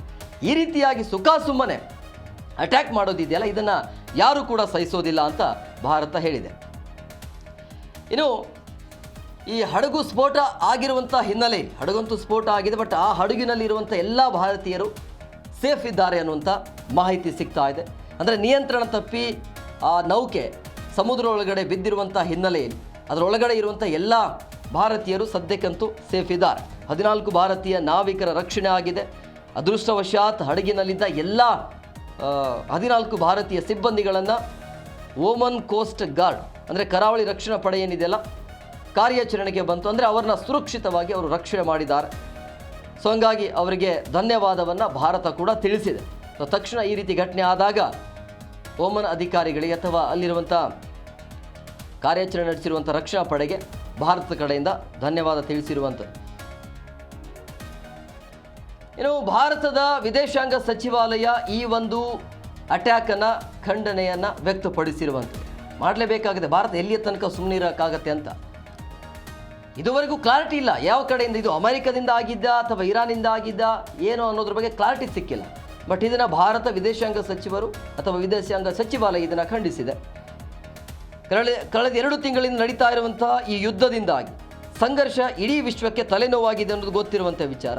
ಆದರೆ ಈ ಓಮನ್ ಕರಾವಳಿಯಲ್ಲಿ ಸಾಗ್ತಾ ಇದ್ದ ಭಾರತೀಯ ಧ್ವಜ ಹೊತ್ಕೊಂಡು ಬರ್ತಾ ಇರುವಂಥ ವ್ಯಾಪಾರಿ ಹಡಗಿನ ಮೇಲೆ ದಾಳಿ ಆಯ್ತಲ್ಲ, ಇದನ್ನು ಭಾರತದ ವಿದೇಶಾಂಗ ಸಚಿವಾಲಯ ಖಂಡಿಸಿದೆ. ಓಮನ್ ಕರಾವಳಿಯಲ್ಲಿ ಭಾರತೀಯ ಧ್ವಜ ಹೊತ್ತ ಹಡಗಿನ ಮೇಲೆ ನಡೆದಿರುವಂಥ ದಾಳಿ ಸ್ವೀಕಾರವಲ್ಲ ಅಂಥೇಳಿ ಹೇಳಿದೆ. ಅದರ ಜೊತೆಗೆ ವಾಣಿಜ್ಯ ಹಡಗು ಸಾಗಣೆ ಮತ್ತು ನಾಗರಿಕ ನಾವಿಕರನ್ನು ಗುರಿಯಾಗಿಸಿಕೊಂಡು ನಡೆಸುವಂಥ ದಾಳಿಯನ್ನು ಭಾರತ ಸಹಿಸೋದಿಲ್ಲ ಅಂಥೇಳಿ. ಇನ್ನು ಓಮನ್ ದೇಶಕ್ಕೆ ನಾವು ಆಭಾರಿ ಅಂತ ಭಾರತದ ಸಚಿವಾಲಯ ಹೇಳಿರುವಂಥ ಯಾಕೆ ಅಂತ ಹೇಳಿದ್ರೆ ಹಡಗು ಮುಳುಗಡೆ ಆಗುವಂಥ ಸಂದರ್ಭದಲ್ಲಿ ಅಥವಾ ಸ್ಫೋಟ ಆಗುವಂಥ ಸಂದರ್ಭದಲ್ಲಿ ಅಲ್ಲಿ ರಕ್ಷಣೆಗೆ ಬಂದಿರೋದು ಓಮನ್ ಅಧಿಕಾರಿಗಳು, ಅವರ ಒಂದು ರಕ್ಷಣಾ ಪಡೆ. ಸೊ ಹಂಗಾಗಿ ಈ ಸಂದರ್ಭದಲ್ಲಿ ನಾವು ಆಭಾರಿ ಆಗಿದ್ದೇವೆ ಅನ್ನೋಂಥ ಸ್ಟೇಟ್ಮೆಂಟ್. ಸೊ ನಮ್ಮ ಹಡಗಿನ ಮೇಲೆ ದಾಳಿ ಆದಾಗ ಓಮನ್ ದೇಶದ ರಕ್ಷಣಾ ಪಡೆಗಳು ನಮ್ಮ ಸಹಾಯಕ್ಕೆ ಬಂದವು. ಸೊ ಹಂಗಾಗಿ ಅವರಿಗೆ ನಾವು ಆಭಾರಿ ಆಗಿದ್ದೇವೆ ಅಂಥೇಳಿ ಭಾರತದ ಕಡೆಯಿಂದ ಧನ್ಯವಾದ ಹೋಗಿದೆ. ಸೊ ಹಂಗಾಗಿ ನಮ್ಮ ಮೇಲೆ ಯಾರು ದಾಳಿ ಮಾಡಿದರೂ ಕೂಡ ನಿಖರವಾಗಿ ಇದುವರೆಗೆ ತಿಳಿದು ಬಂದಿಲ್ಲ, ಅಂಥವರನ್ನು ಯಾವುದೇ ಕಾರಣಕ್ಕೂ ಕೂಡ ಸುಮ್ಮನೆ ಬಿಡಬಾರ್ದು ಅಂತ ಇರಾನ್ಗೆ ಸ್ಪಷ್ಟ ಎಚ್ಚರಿಕೆಯನ್ನು ಕೊಟ್ಟಿರುವಂಥದ್ದು. ಇನ್ನು ಹಾರ್ಮೂಜ್ ಇದೆಯಲ್ಲ, ಭಾರತದ ಹಾರ್ಮೂಜ್ ಜಲಸಂಧಿ ಅಂತ ಬಂದಾಗ ಅಲ್ಲಿ ಘರ್ಜನೆ ವ್ಯಕ್ತವಾಗ್ತಾ ಇದೆ. ಯಾಕೆ ಅಂತ ಹೇಳಿದ್ರೆ ಈ ಪಶ್ಚಿಮ ಏಷ್ಯಾದಲ್ಲಿ ಉಲ್ಬಣಿಸ್ತಾ ಇರುವಂಥ ಯುದ್ಧದಲ್ಲಿ ಇಂದಿನ ಬಿಕ್ಕಟ್ಟಿನ ನಡುವೆ ಭಾರತ ಆತಿಥ್ಯದಲ್ಲಿ ಹೊಸ ದಿಲ್ಲಿಯಲ್ಲಿ ಆಗ್ತಾ ಇರುವಂಥ ಬೆಳವಣಿಗೆ ಇದೆಯಲ್ಲ, ಅಲ್ಲಿ ಶೃಂಗಸಭೆ ನಡೀತಾ ಇದೆ ದೆಹಲಿಯಲ್ಲಿ, ಅಲ್ಲಿ ಹಾರ್ಮೂಜ್ ವಿಚಾರವಾಗಿ ಚರ್ಚೆ ಆಗ್ತಾ ಇದೆ. ಆಮೇಲೆ ಭಾರತ ಯಾವ ರೀತಿಯಾಗಿ ಘರ್ಜನೆ ಮಾಡಿದೆ ಈ ಒಂದು ಹಾರ್ಮೂಜ್ ವಿಚಾರದಲ್ಲಿ ಅಂತ ಹೇಳಿದ್ರೆ ಅಲ್ಲೂ ಕೂಡ ಜೈಶಂಕರ್ ಅವರು ಕೂಡ ಮಾತನಾಡಿದರು, ಏನು ಆಗಬೇಕು ಏನು ಮಾಡಬೇಕು ಅಂತೇಳಿ. Almost all 2.5-3 ತಿಂಗಳಾಯಿತು. ಸೊ ಹಂಗಾಗಿ ಕೇವಲ ಭಾರತ ದೇಶಕ್ಕೆ ಮಾತ್ರ ಸಂಕಷ್ಟ ಅಲ್ಲ, ಇಡೀ ವಿಶ್ವ ಕೂಡ ತರಿಸಿ ಹೋಗ್ತಾ ಇದೆ. ಸೊ ಈ ಬ್ರಿಕ್ಸ್ ವಿದೇಶಾಂಗ ಸಚಿವರ ಒಂದು ಶೃಂಗಸಭೆಯಲ್ಲಿ ಭಾರತ ಅತ್ಯಂತ ಕಠಿಣ ಹಾಗೂ ಸ್ಪಷ್ಟ ನಿಲುವನ್ನು ಪ್ರಕಟ ಮಾಡ್ತು ಇವತ್ತು. ಅಂದರೆ ಸಭೆಯಲ್ಲಿ ಪರಸ್ಪರ ವೈರತ್ವ ಹೊಂದಿರುವಂಥ ಇರಾನ್ ಮತ್ತು UAE ಅಂದರೆ ಈ ಅರಬ್ ರಾಷ್ಟ್ರಗಳೇನಿದಾವಲ್ಲ ಆ ದೇಶಗಳ ಪ್ರತಿನಿಧಿಗಳು ಉಪಸ್ಥಿತರಿದ್ದಾಗಲೇ ನೇರ ಎಚ್ಚರಿಕೆಯನ್ನು ಭಾರತ ಕೊಟ್ಟಿದೆ ಅವರಿಗೆ. ಇನ್ನು DNA ಕೊನೆಯ ಸುದ್ದಿ ಬಹಳ ಇಂಪಾರ್ಟೆಂಟ್, ಇದು ಡಾಲ್ಫಿನ್ ವಾರ್ ಅಂಥೇಳಿ. ಇಷ್ಟು ದಿನಗಳ ಕಾಲ ನೀವು ನೌಕಾಪಡೆಯ ಮುಖಾಂತರ ದಾಳಿ ಮಾಡೋದನ್ನು ಅಥವಾ ಸಹಜವಾಗಿ ಭೂಮಿಯ ಮೇಲೆ ನೌಕಾ ಟ್ಯಾಂಕರ್ ಮುಖಾಂತರ ದಾಳಿ ಮಾಡೋದನ್ನು, ಫೈಟರ್ ಜೆಟ್ ನೌಕಾ ಟ್ಯಾಂಕರ್ ಮೂಲಕ ದಾಳಿ ಮಾಡೋದು ನೀವು ನೋಡಿರ್ತೀರಿ. ಬಟ್ ಈಗ ಜಲಮಾರ್ಗದ ಮುಖಾಂತರ ಅಂದರೆ ಡಾಲ್ಫಿನನ್ನು ಬಳಸ್ಕೊಂಡು ಒಂದು ಜಲಚರ ಪ್ರಾಣಿ ಅದು, ಈ ಜಲಚರ ಜೀವಿಗೆ ಈ ರೀತಿಯಾಗಿ ಟ್ರೈನಿಂಗ್ ಕೊಟ್ಟು ಡಾಲ್ಫಿನ್ ಮುಖಾಂತರ ಎಲ್ಲೆಲ್ಲಿ ಮೈನ್ಸ್ಗಳಿದಾವಲ್ಲ ಅಲ್ಲಿ ಟ್ರೈನಿಂಗ್ ಕೊಟ್ಟು ನೇರವಾಗಿ ತಮ್ಮ ವಿರೋಧಿಗಳಿಗೆ ಟಕ್ಕರ್ ಕೊಡೋದಕ್ಕೆ ಅಥವಾ ವಿರೋಧಿಗಳಿಗೆ ಮಟ್ಟ ಹಾಕೋದಕ್ಕೆ ಡಾಲ್ಫಿನ್ ಮುಖಾಂತರ ಯುದ್ಧವನ್ನು ಮಾಡೋದಕ್ಕೆ ಈಗ ಇರಾನ್ ಮುಂದಾಗಿದೆ ಅನ್ನೋದು ಇದು ಆತಂಕಕಾರಿ. ಇದು ಎಷ್ಟರ ಮಟ್ಟಿಗೆ ಸತ್ಯ ಸುಳ್ಳು ಅನ್ನುವಂಥ ಚರ್ಚೆ ಆಗ್ತಾ ಇದೆ. ಬಟ್ ಈ ರೀತಿಯ ಪ್ರಯತ್ನ ಆಗಿದೆಯಾ ಈ ಹಿಂದೆ ಅಥವಾ ಈಗ? ಖಂಡಿತವಾಗ್ಲೂ ಕೂಡ ಆಗಿದೆ. ಸೊ ಇದು ಪ್ರಕರಣ ಹೇಗಿರುತ್ತೆ ಅಂದರೆ ಇದು ತಯಾರಿ ಯಾವ ರೀತಿ ಆಗಿರುತ್ತೆ, ಡಾಲ್ಫಿನ್ ಅನ್ನುವಂಥ ವಿಚಾರ ಇದೆಯಲ್ಲ ಹೇಗೆ ಬೆಳವಣಿಗೆ ಆಗುತ್ತೆ, ಆ ಡಾಲ್ಫಿನ್ಗಳಿಗೆ ಯಾವ ರೀತಿಯಾಗಿ ಒಂದು ತರಬೇತಿ ನೀಡಲಾಗುತ್ತೆ, ಹೇಗೆ ಇದು ಅಟ್ಯಾಕ್ ಮಾಡುತ್ತೆ, ಅದೆಲ್ಲವನ್ನು ಕೂಡ ನೋಡ್ತಾ ಹೋಗೋಣ. ಅಂದರೆ ನಿಮಗೆ ಗೊತ್ತಿರುವಂಥ ವಿಚಾರ ಎಷ್ಟು ಬುದ್ಧಿವಂತ ಜೀವಿ ಅನ್ನೋದು ಡಾಲ್ಫಿನ್. ಸೊ ಹಂಗಾಗಿ ಇಲ್ಲಿ ಈ ಸಮುದ್ರದ ಜಲಚರ ಇದೆಯಲ್ಲ ಡಾಲ್ಫಿನ್ ವಾರ್ ಅನ್ನೋದು, ಸೊ ಈ ಹಾರ್ಮೂಜ್ ಜಲಸಂಧಿಯಲ್ಲಿ ಅಮೆರಿಕದ ಯುದ್ಧ ನೌಕೆಗಳನ್ನು ಸ್ಫೋಟಿಸೋದಕ್ಕೆ ಈಗ ಡಾಲ್ಫಿನ್ಗಳಿಗೆ ತರಬೇತಿಯನ್ನು ನೀಡಲಾಗ್ತಾ ಇದೆ ಅನ್ನೋದು. ಸೊ ಇರಾನ್ ಈ ಹಿಂದೆಯೂ ಕೂಡ ಈ ಪ್ರಯತ್ನ ಮಾಡುತ್ತೆ 2000 ಇಸವಿಯಲ್ಲಿ. ಸೋವಿಯತ್ ಒಕ್ಕೂಟದಿಂದ ತರಬೇತಿಯನ್ನು ಪಡೆದಿರುವಂಥ ಡಾಲ್ಫಿನ್ಗಳನ್ನು ಖರೀದಿ ಮಾಡಿತ್ತು ಇರಾನ್. ಆ ಪ್ರಯತ್ನ ಈಗ ಮತ್ತೆ ಆಗ್ತಿದೆ ಅನ್ನುವಂಥದ್ದು. ವೈನ್ಸ್ಗಳನ್ನು ಪತ್ತೆ ಹಚ್ಚಲು ಡಾಲ್ಫಿನ್ಗಳಿಗೆ ತರಬೇತಿಯನ್ನು ನೀಡುತ್ತೆ ಅನ್ನುವಂಥ ವಿಚಾರ. ಸೊ ಹಂಗಾಗಿ ಇದು ಈಗಿನಿಂದಲಲ್ಲ, ದಶಕಗಳಿಂದಲೂ ಕೂಡ ಈ ಪ್ರಯತ್ನ ಆಗಿದೆ. ಇದು ಇರಾನ್ ಅಷ್ಟೇ ಅಲ್ಲ, ಅಮೆರಿಕವೂ ಕೂಡ 50-60 ವರ್ಷಗಳ ಹಿಂದೆಯೂ ಕೂಡ ಅಮೆರಿಕದಿಂದಲೂ ಕೂಡ ಈ ರೀತಿಯ ಪ್ರಯತ್ನ ಆಗಿತ್ತು. ಆ ರೀತಿಯ ಪ್ರಯೋಗ ಕೂಡ ಆಗಿದೆ. ಸೊ ಹಂಗಾಗಿ ಅಮೆರಿಕಕ್ಕೂ ಕೂಡ ಆತಂಕ ಇದೆ. ಆದರೆ ಅಮೆರಿಕ ಹೇಳ್ತಾ ಇರೋದು ಇದೆಲ್ಲವೂ ಕೂಡ ಸುಳ್ಳು ಅಂತೇಳಿ. ಸೊ ಈ ರೀತಿಯಾಗಿ ಚರ್ಚೆ ಆಗ್ತಾ ಇರುವಂಥದ್ದು. ಸೊ ಸಹಜವಾಗಿ ಈಗ ಆತಂಕ ಇರುವಂಥದ್ದು. ಏನು ಮಾಡ್ಬೋದು ಎಂದು ಹಾಗಾದರೆ ಈ ಯುದ್ಧ ಇಲ್ಲಿಗೆ ನಿಲ್ಲುವಂಥ ಲಕ್ಷಣ ಅಂತೂ ಕಾಣ್ತಾ ಇಲ್ಲ. ಸೊ ಹಂಗಾಗಿ ಡಾಲ್ಫಿನ್ ಯುದ್ಧದ ಇತಿಹಾಸವನ್ನು ಕೂಡ ನಾವು ನೋಡ್ತಾ ಹೋಗೋಣ. ಹೇಗೆ ಇದರ ಕಾರ್ಯಾಚರಣೆ, ತರಬೇತಿ ಹೇಗಿರುತ್ತೆ, ಏನು ಮಾಡುತ್ತೆ ಅಂತೇಳಿ. ಡಾಲ್ಫಿನ್ ಯುದ್ಧಕ್ಕೆ 6 ದಶಕಗಳ ಇತಿಹಾಸ ಇದೆ. ಅದೇ 60 ವರ್ಷಗಳ ಹಿಂದೆ ಅಮೆರಿಕ ಕೂಡ ಇದೇ ಪ್ರಯತ್ನ ಮಾಡುತ್ತೆ. ಅಂದರೆ ಸಮುದ್ರ ಆಳದಲ್ಲಿ ಸಂಘರ್ಷದಲ್ಲಿ ಡಾಲ್ಫಿನ್ಗಳನ್ನು ಬಳಸುವಂಥ ತಂತ್ರಕ್ಕೆ ಇತಿಹಾಸ ಕೂಡ ಇದೆ. ಇತಿಹಾಸ ಇಲ್ಲ ಅಂತಲ್ಲ, ನೀವು ಹಿಂದೆ ಬರೀ ಸಿನಿಮಾ ನೋಡಿರ್ಬೋದು, ಸಿನಿಮಾದಲ್ಲೇ ಈ ರೀತಿ ನೋಡಿರ್ತೀರಿ. ಬಟ್ ಇದು ನಿಜವಾಗಿಯೂ ಕೂಡ ಈ ರೀತಿಯಾಗಿ ಸಮುದ್ರದ ಮುಖಾಂತರ ಯುದ್ಧವನ್ನು ಮಾಡೋದಕ್ಕೆ ಈಗ ಇರಾನ್ ಮುಂದಾಗಿದೆ. ಇದೆಲ್ಲವೂ ಕೂಡ ಆತಂಕ. ಆ ತಾಕತ್ತಿದೆ ಡಾಲ್ಫಿನ್ಗಳಿಗೆ ಇದೆ. ಯಾಕಂದರೆ ಡಾಲ್ಫಿನ್ ಮೇಲೆ ನೋಡಿ, ಒಂದು ವಿಜುವಲ್ಸಲ್ಲಿ ಕೂಡ ನೀವು ನೋಡ್ತಾ ಇದ್ದೀರಿ. ಆ ಡಾಲ್ಫಿನ್ ಮೇಲೆ ಈ ರೀತಿಯಾಗಿ ಒಂದು ಪರಮಾಣುಗಳನ್ನು ಅಥವಾ ಸ್ಫೋಟಕ ವಸ್ತುಗಳನ್ನು ಕಟ್ಟಿ ನಿಖರ ಸ್ಥಳಕ್ಕೆ ಟ್ರೈನಿಂಗ್ ಕೊಟ್ಟಿರುವಂಥ ಹಿನ್ನೆಲೆಯಲ್ಲಿ ಗೊತ್ತಿಲ್ಲದಂಗೆ ಅದು ಹೇಗೆ ಅಟ್ಯಾಕ್ ಮಾಡುತ್ತೆ ಅಂತ ಹೇಳಿದ್ರೆ, ಅದು ವಿರೋಧಿಗಳಿಗೆ ಯಾವುದೇ ಅಂದರೆ ಶತ್ರುಗಳಿಗೆ ಸ್ವಲ್ಪವೂ ಕೂಡ ಸುಳಿವು ಸಿಗದಂತೆ ಟಾರ್ಗೆಟ್ ಮಾಡುವಂಥ ತಾಕತ್ತು ಈ ಡಾಲ್ಫಿನ್ಗಳಿಗೆ ಹೊಂದಿದೆ. ಹಾಗಾಗಿ ಅಷ್ಟೊಂದು ಬುದ್ಧಿಜೀವಿ ಇದು. ಸೊ ಹಂಗಾಗಿ ಇದರ ಎಫೆಕ್ಟ್ ಇದ್ದೇ ಇರುತ್ತೆ. ಬಟ್ ಇದುವರೆಗೂ ಪ್ರಯತ್ನ ಅಂತೂ ನಡೀತಾ ಇದೆ. ಬಟ್ ಇದು ಎಷ್ಟು ಮಟ್ಟಿಗೆ ಸಕ್ಸಸ್ ಆಗುತ್ತೆ ಅನ್ನೋದು ಕುತೂಹಲ ಇದೆ. ಸೊ ಹಂಗಾಗಿ ಈ ರೀತಿಯಾಗಿ ಡಾಲ್ಫಿನ್ಗಳನ್ನು ಬಳಸಿ ಯುದ್ಧ ಮಾಡೋದಕ್ಕೆ ಈಗ ಇರಾನ್ ಮುಂದಾಗಿದೆ ಅನ್ನುವಂಥ ವಿಚಾರ. ಇನ್ನು ಈ ಡಾಲ್ಫಿನ್ ಅನ್ನುವಂಥ ವಿಚಾರ ಇದೆಯಲ್ಲ, ಡಾಲ್ಫಿನ್ ವಾರ್ ಅನ್ನೋದು ರಷ್ಯಾದಲ್ಲೂ ಕೂಡ ಈ ಪ್ರಯತ್ನ ಆಗಿರುತ್ತೆ. ಆರಂಭದಲ್ಲಿ ರಷ್ಯಾ ಯಾವ ರೀತಿಯಾಗಿ ಟ್ರೈನಿಂಗ್ ಕೊಡ್ತಾ ಇತ್ತಲ್ಲ, ತರಬೇತಿ ಕೊಡ್ತಿತ್ತಲ್ಲ, ಆವಾಗ ಅದೇ ರಷ್ಯಾದಿಂದ ಇರಾನ್ ಖರೀದಿ ಮಾಡುತ್ತೆ ಡಾಲ್ಫಿನ್ಗಳನ್ನು. ಆ ಪ್ರಯತ್ನ ಈಗ ಇರಾನ್ ಮಾಡ್ತಾ ಇದೆ ಅನ್ನೋದು. ಸೊ ಹಂಗಾಗಿ ರಷ್ಯಾ ವಿಚಾರ ಅಂತ ಬಂದಾಗ ಸಮುದ್ರದ ಆಳದಲ್ಲಿ, ಸಮುದ್ರದ ಸಮರದಲ್ಲಿ ಡಾಲ್ಫಿನ್ಗಳ ಬಳಕೆ ಇವತ್ತು ನಿನ್ನೆದಲ್ಲ ಅನ್ನೋದು ಗೊತ್ತಿರುವಂಥ ವಿಚಾರ. ಅಂದರೆ 2000 ಇಸ್ವಿಯಲ್ಲಿ ಉಕ್ರೇನಿಂದ ಸೋವಿಯತ್ ಕಾಲದ ತರಬೇತಿ ಪಡೆದಿರುವಂಥ 27 ಡಾಲ್ಫಿನ್ಗಳನ್ನು ಖರೀದಿಸಿ ಈ ನಿಟ್ಟಿನಲ್ಲಿ ಹೆಜ್ಜೆಯನ್ನು ಇಟ್ಟಿತ್ತು. ಆರಂಭದಲ್ಲಿ ರಷ್ಯಾನೇ ಶುರು ಮಾಡಿರುವಂಥ ವಿಚಾರ ಇದು. ಸೊ ಹಂಗಾಗಿ ರಷ್ಯಾದಲ್ಲೂ ಕೂಡ ಈ ಬೆಳವಣಿಗೆ ಆಗಿದೆ, ಅಂದರೆ ಈ ಪ್ರಯತ್ನ ಆಗಿದೆ. ಆಮೇಲೆ ಅಮೆರಿಕದಲ್ಲೂ ಕೂಡ ಆಗಿದೆ, ಇರಾನ್ನಲ್ಲೂ ಕೂಡ ಆಗಿದೆ. ಸೊ ಇದನ್ನು ಮಾಡಬಹುದು. ಸೊ ಇದೆಲ್ಲವೂ ಕೂಡ ಆತಂಕ ಇದೆ. ಅಂದರೆ ಹೇಗಿದೆ ನೋಡಿ, ಒಂಥರ ಇದೆಲ್ಲವನ್ನು ಕೂಡ ನಾವು ಸಿನಿಮಾದಲ್ಲಿ ನೋಡ್ತಾ ಇದ್ವಿ. ಬಟ್ ಈಗ ರಿಯಲ್ ಆಗಿ ಈ ರೀತಿಯಾಗಿ ಸಮುದ್ರದ ಆಳದಲ್ಲಿ ಜಲಚರ ಡಾಲ್ಫಿನ್ ಮುಖಾಂತರ ಯುದ್ಧವನ್ನು ಮಾಡೋದಕ್ಕೆ ದೇಶಗಳು ಮುಂದಾಗ್ತಾ ಇದ್ದಾವಲ್ಲ, ಏನು ಸಾಧಿಸುತ್ತೆ, ಏನು ಸಾಧಿಸೋದಕ್ಕೆ ಇವರು ಹೊರಡ್ತಿದ್ದಾರೆ ಅನ್ನುವಂಥ ವಿಚಾರ ಸಹಜವಾಗಿ. ಅಂದರೆ ಈ ಡಾಲ್ಫಿನ್ಗಳನ್ನು ಮಿಲಿಟರಿ ಕಾರ್ಯಾಚರಣೆಗೆ ಬಳಸೋದು ಎಷ್ಟರ ಮಟ್ಟಿಗೆ ಸೂಕ್ತ ಅನ್ನುವಂಥದ್ದು ಕೂಡ ಯಕ್ಷ ಪ್ರಶ್ನೆ ಇದೆ. ಯಾಕಂದರೆ ಪ್ರಾಣಿದಯ ಅನ್ನೋದು ಬರುತ್ತೆ. ಪ್ರಾಣಿಗಳನ್ನು ಬಳಸಿ ನೀವು ಈ ರೀತಿಯಾಗಿ ಯುದ್ಧ ಮಾಡೋದು ಎಷ್ಟು ಮಟ್ಟಿಗೆ ಸರಿ ಅನ್ನುವಂಥ ಪ್ರಶ್ನೆಗಳಿದೆ. ಇನ್ನು ಅಂಡರ್ ವಾಟರ್ ಡ್ರೋನ್ ಬಳಕೆ ಮಾಡ್ತಿದೆಯಲ್ಲ, ಹೇಗೆ ಅದು ನಿಖರ ಮಾಹಿತಿ ಹೇಗೆ ಹುಡುಕತ್ತೆ ಅನ್ನೋದನ್ನು ಕೂಡ ನೋಡ್ತಾ ಹೋಗಬೇಕಾಗತ್ತೆ. ಅಂದರೆ ಡಾಲ್ಫಿನ್ ಜಾಗಕ್ಕೆ ಯಾವ ರೀತಿಯಾಗಿ ಈ ಡಾಲ್ಫಿನ್ ಜಾಗಕ್ಕೆ ಬಂದು ಅಂಡರ್ ವಾಟರ್ ಡ್ರೋನ್ ಯಾವ ರೀತಿಯಾಗಿ ಅಟ್ಯಾಕ್ ಮಾಡುತ್ತೆ ಅನ್ನೋದು.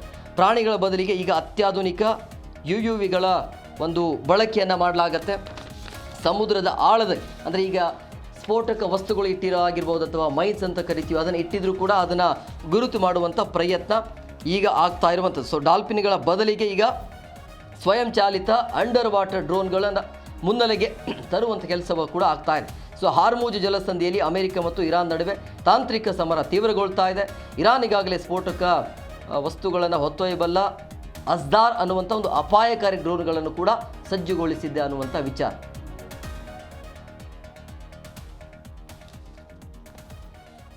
ಇನ್ನು ಭವಿಷ್ಯದಲ್ಲಿ ಏನಾಗಬಹುದು, ಈ ರೀತಿಯಾಗಿ AI ಬಳಸ್ಕೊಂಡು ಯುದ್ಧ ಮಾಡೋಕ್ಕಾಗತ್ತಾ, ಅಥವಾ ಪ್ರಾಣಿಗಳನ್ನು ಬಳಸ್ಕೊಂಡು ಯುದ್ಧ ಮಾಡೋಕ್ಕಾಗತ್ತಾ, ಅಥವಾ ಈ ಯಂತ್ರಗಳು ಎಷ್ಟರ ಮಟ್ಟಿಗೆ ಇಂಪಾರ್ಟೆಂಟ್ ಆಗುತ್ತೆ ಈ ಜಾಗತಿಕ ಮಟ್ಟದಲ್ಲಿ ಅನ್ನೋದನ್ನು ಕೂಡ ಕ್ವಿಕ್ಕಾಗಿ ನೋಡ್ತಾ ಹೋಗೋಣ. ಸಮುದ್ರದ ಆಳದಲ್ಲಿ, ಆಕಾಶದಲ್ಲಿ ಫೈಟರ್ ಜೆಟ್ ನೋಡಿದ್ದೀವಿ. ಭೂಮಿ ಅಂತ ಬಂದಾಗ ಅಲ್ಲಿ ಸಹಜವಾಗಿ ಟ್ಯಾಂಕರ್ಗಳ ಗುದ್ದಾಟ ಹೊಡೆದಾಟ ಅದೆಲ್ಲವನ್ನು ಕೂಡ ನೋಡಿದ್ದೀವಿ. ಈಗ ಸಮುದ್ರದ ಆಳದಲ್ಲೂ ಕೂಡ ಈ ರೀತಿಯಾಗಿ AI ತಂತ್ರಜ್ಞಾನವನ್ನು ಬಳಸಿ ಪ್ರಾಣಿಗಳನ್ನ ಬಳಸಿ ಈ ರೀತಿಯಾಗಿ ಯುದ್ಧ ಮಾಡೋದು ಎಷ್ಟು ಮಟ್ಟಿಗೆ ಸರಿ ಅಂತೇಳಿ. ಅಂದರೆ ಸಮುದ್ರಾಳದ ಸಮರದಲ್ಲಿ ತಂತ್ರಜ್ಞಾನ ಎಷ್ಟು ಮುಂದುವರೆದಿದ್ರೂ ಕೂಡ ಡಾಲ್ಫಿನ್ಗಳ ನೈಸರ್ಗಿಕ ಸೋನಾರ್ ಸಾಮರ್ಥ್ಯಕ್ಕೆ ಪರ್ಯಾಯವಾದ ಯಂತ್ರವನ್ನು ನಿರ್ಮಿಸಲು ವಿಜ್ಞಾನಿಗಳಿಗೆ ಎಂದಿಗೂ ಕೂಡ ಸಾಧ್ಯ ಆಗಿಲ್ಲ. ಅದನ್ನೇ ಹೇಳಿದ್ದು. ಅಂದರೆ ಎಷ್ಟರ ಮಟ್ಟಿಗೆ ಇದು ಸಕ್ಸಸ್ ಆಗುತ್ತೆ ಡಾಲ್ಫಿನ್ ಅಂದರೆ ಕೆಲವೊಂದಿಷ್ಟು ಪ್ರಯೋಗ ಸಕ್ಸಸ್ ಆಗುತ್ತೆ, ಯಾಕಂದರೆ ಅದು ಪ್ರಾಣಿ ಇರೋದ್ರಿಂದಾಗಿ ಅಕ್ಯೂರ್ಡ್ ಆಗಿ ನಿಖರವಾಗಿ ಅಂಥ ಸ್ಥಳಗಳನ್ನ ತಲುಪಿಸುವಂಥ ಸಾಧ್ಯ ಆಗತ್ತಾ ಇಲ್ಲ ಅನ್ನೋದು ಇದುವರೆಗೂ ಕೂಡ ಕ್ಲಾರಿಟಿ ಇಲ್ಲ. ಅಂದರೆ ನಿಖರವಾಗಿ ಅಂಥದ್ದೇ ಜಾಗವನ್ನು ಗುರುತಿಸಬಲ್ಲದು ಅಂಥೇಳಿ ಹೇಳೋಕ್ಕೂ ಆಗಲ್ಲ. ಆದರೆ ಈ ಡಾಲ್ಫಿನ್ ಅನ್ನೋದು ಎಷ್ಟು ಬುದ್ಧಿಜೀವಿ ಅನ್ನೋದು ಗೊತ್ತಿರುವಂಥ ವಿಚಾರ. ಸೊ ಇದೆಲ್ಲ ಪ್ರಯತ್ನ ಆಗ್ತಾ ಇದೆ. ಅಂದರೆ ಯಾವ ರೀತಿಯಾಗಿ ಅಮೆರಿಕವನ್ನು ಹೇಗೆಲ್ಲ ಮಾಡಿ ಸೋಲಿಸಬಹುದು ಅಥವಾ ದಿಟ್ಟವಾಗಿ ನಿಲ್ಲಬೇಕು ಅನ್ನೋದ್ರ ಬಗ್ಗೆ ಏನೆಲ್ಲ ಪ್ರಯತ್ನ ಆಗಬೇಕು ಅದೆಲ್ಲ ಪ್ರಯತ್ನ ಇರಾನ್ ಕಡೆಯಿಂದಂತೂ ಆಗ್ತಾ ಇದೆ. ಈಗ ಡಾಲ್ಫಿನನ್ನು ಬಳಸಿ ಅಂದರೆ ಆ ಡಾಲ್ಫಿನ್ಗಳಿಗೆ ತರಬೇತಿಯನ್ನು ಕೊಟ್ಟು ಒಂಥರ ಆತ್ಮಾಹುತಿ ಅಂತ ಬಾಂಬರ್ ಅಂತ ಕರಿತೀವಲ್ಲ ಆ ರೀತಿಯಾಗಿ ಸೊ ಅದರ ಮೇಲೆ ಒಂದು ಸ್ಫೋಟಕ ವಸ್ತುಗಳನ್ನು ಕಟ್ಟಿ ನಿಖರವಾಗಿ ಆ ಸ್ಥಳಕ್ಕೆ ಬಿಡೋದು, ಈ ರೀತಿಯಾಗಿ ಡಾಲ್ಫಿನ್ ಮುಖಾಂತರ ಯುದ್ಧವನ್ನು ಮಾಡೋದಕ್ಕೆ ಇರಾನ್ ಈಗ ಮುಂದಾಗಿದೆ. ಬಟ್ ಇದುವರೆಗೂ ಕೂಡ ಮಾಹಿತಿ ಇಲ್ಲ, ಈ ಡಾಲ್ಫಿನ್ ಮುಖಾಂತರ ಬಳಸಿ ಯುದ್ಧ ಮಾಡಿರೋದು ನಿಖರ ಮಾಹಿತಿ ಇಲ್ಲ. ಇದಾಗಿತ್ತು ಇವತ್ತಿನ ವಿಶೇಷ. ಮತ್ತಷ್ಟು ಅಪ್ಡೇಟ್ಸ್ಗಾಗಿ ನೋಡ್ತಾ ಇರಿ ಜಿ ಕನ್ನಡ ನ್ಯೂಸ್, ಸತ್ಯವೇ ಸುದ್ದಿಯ ಜೀವಾಳ.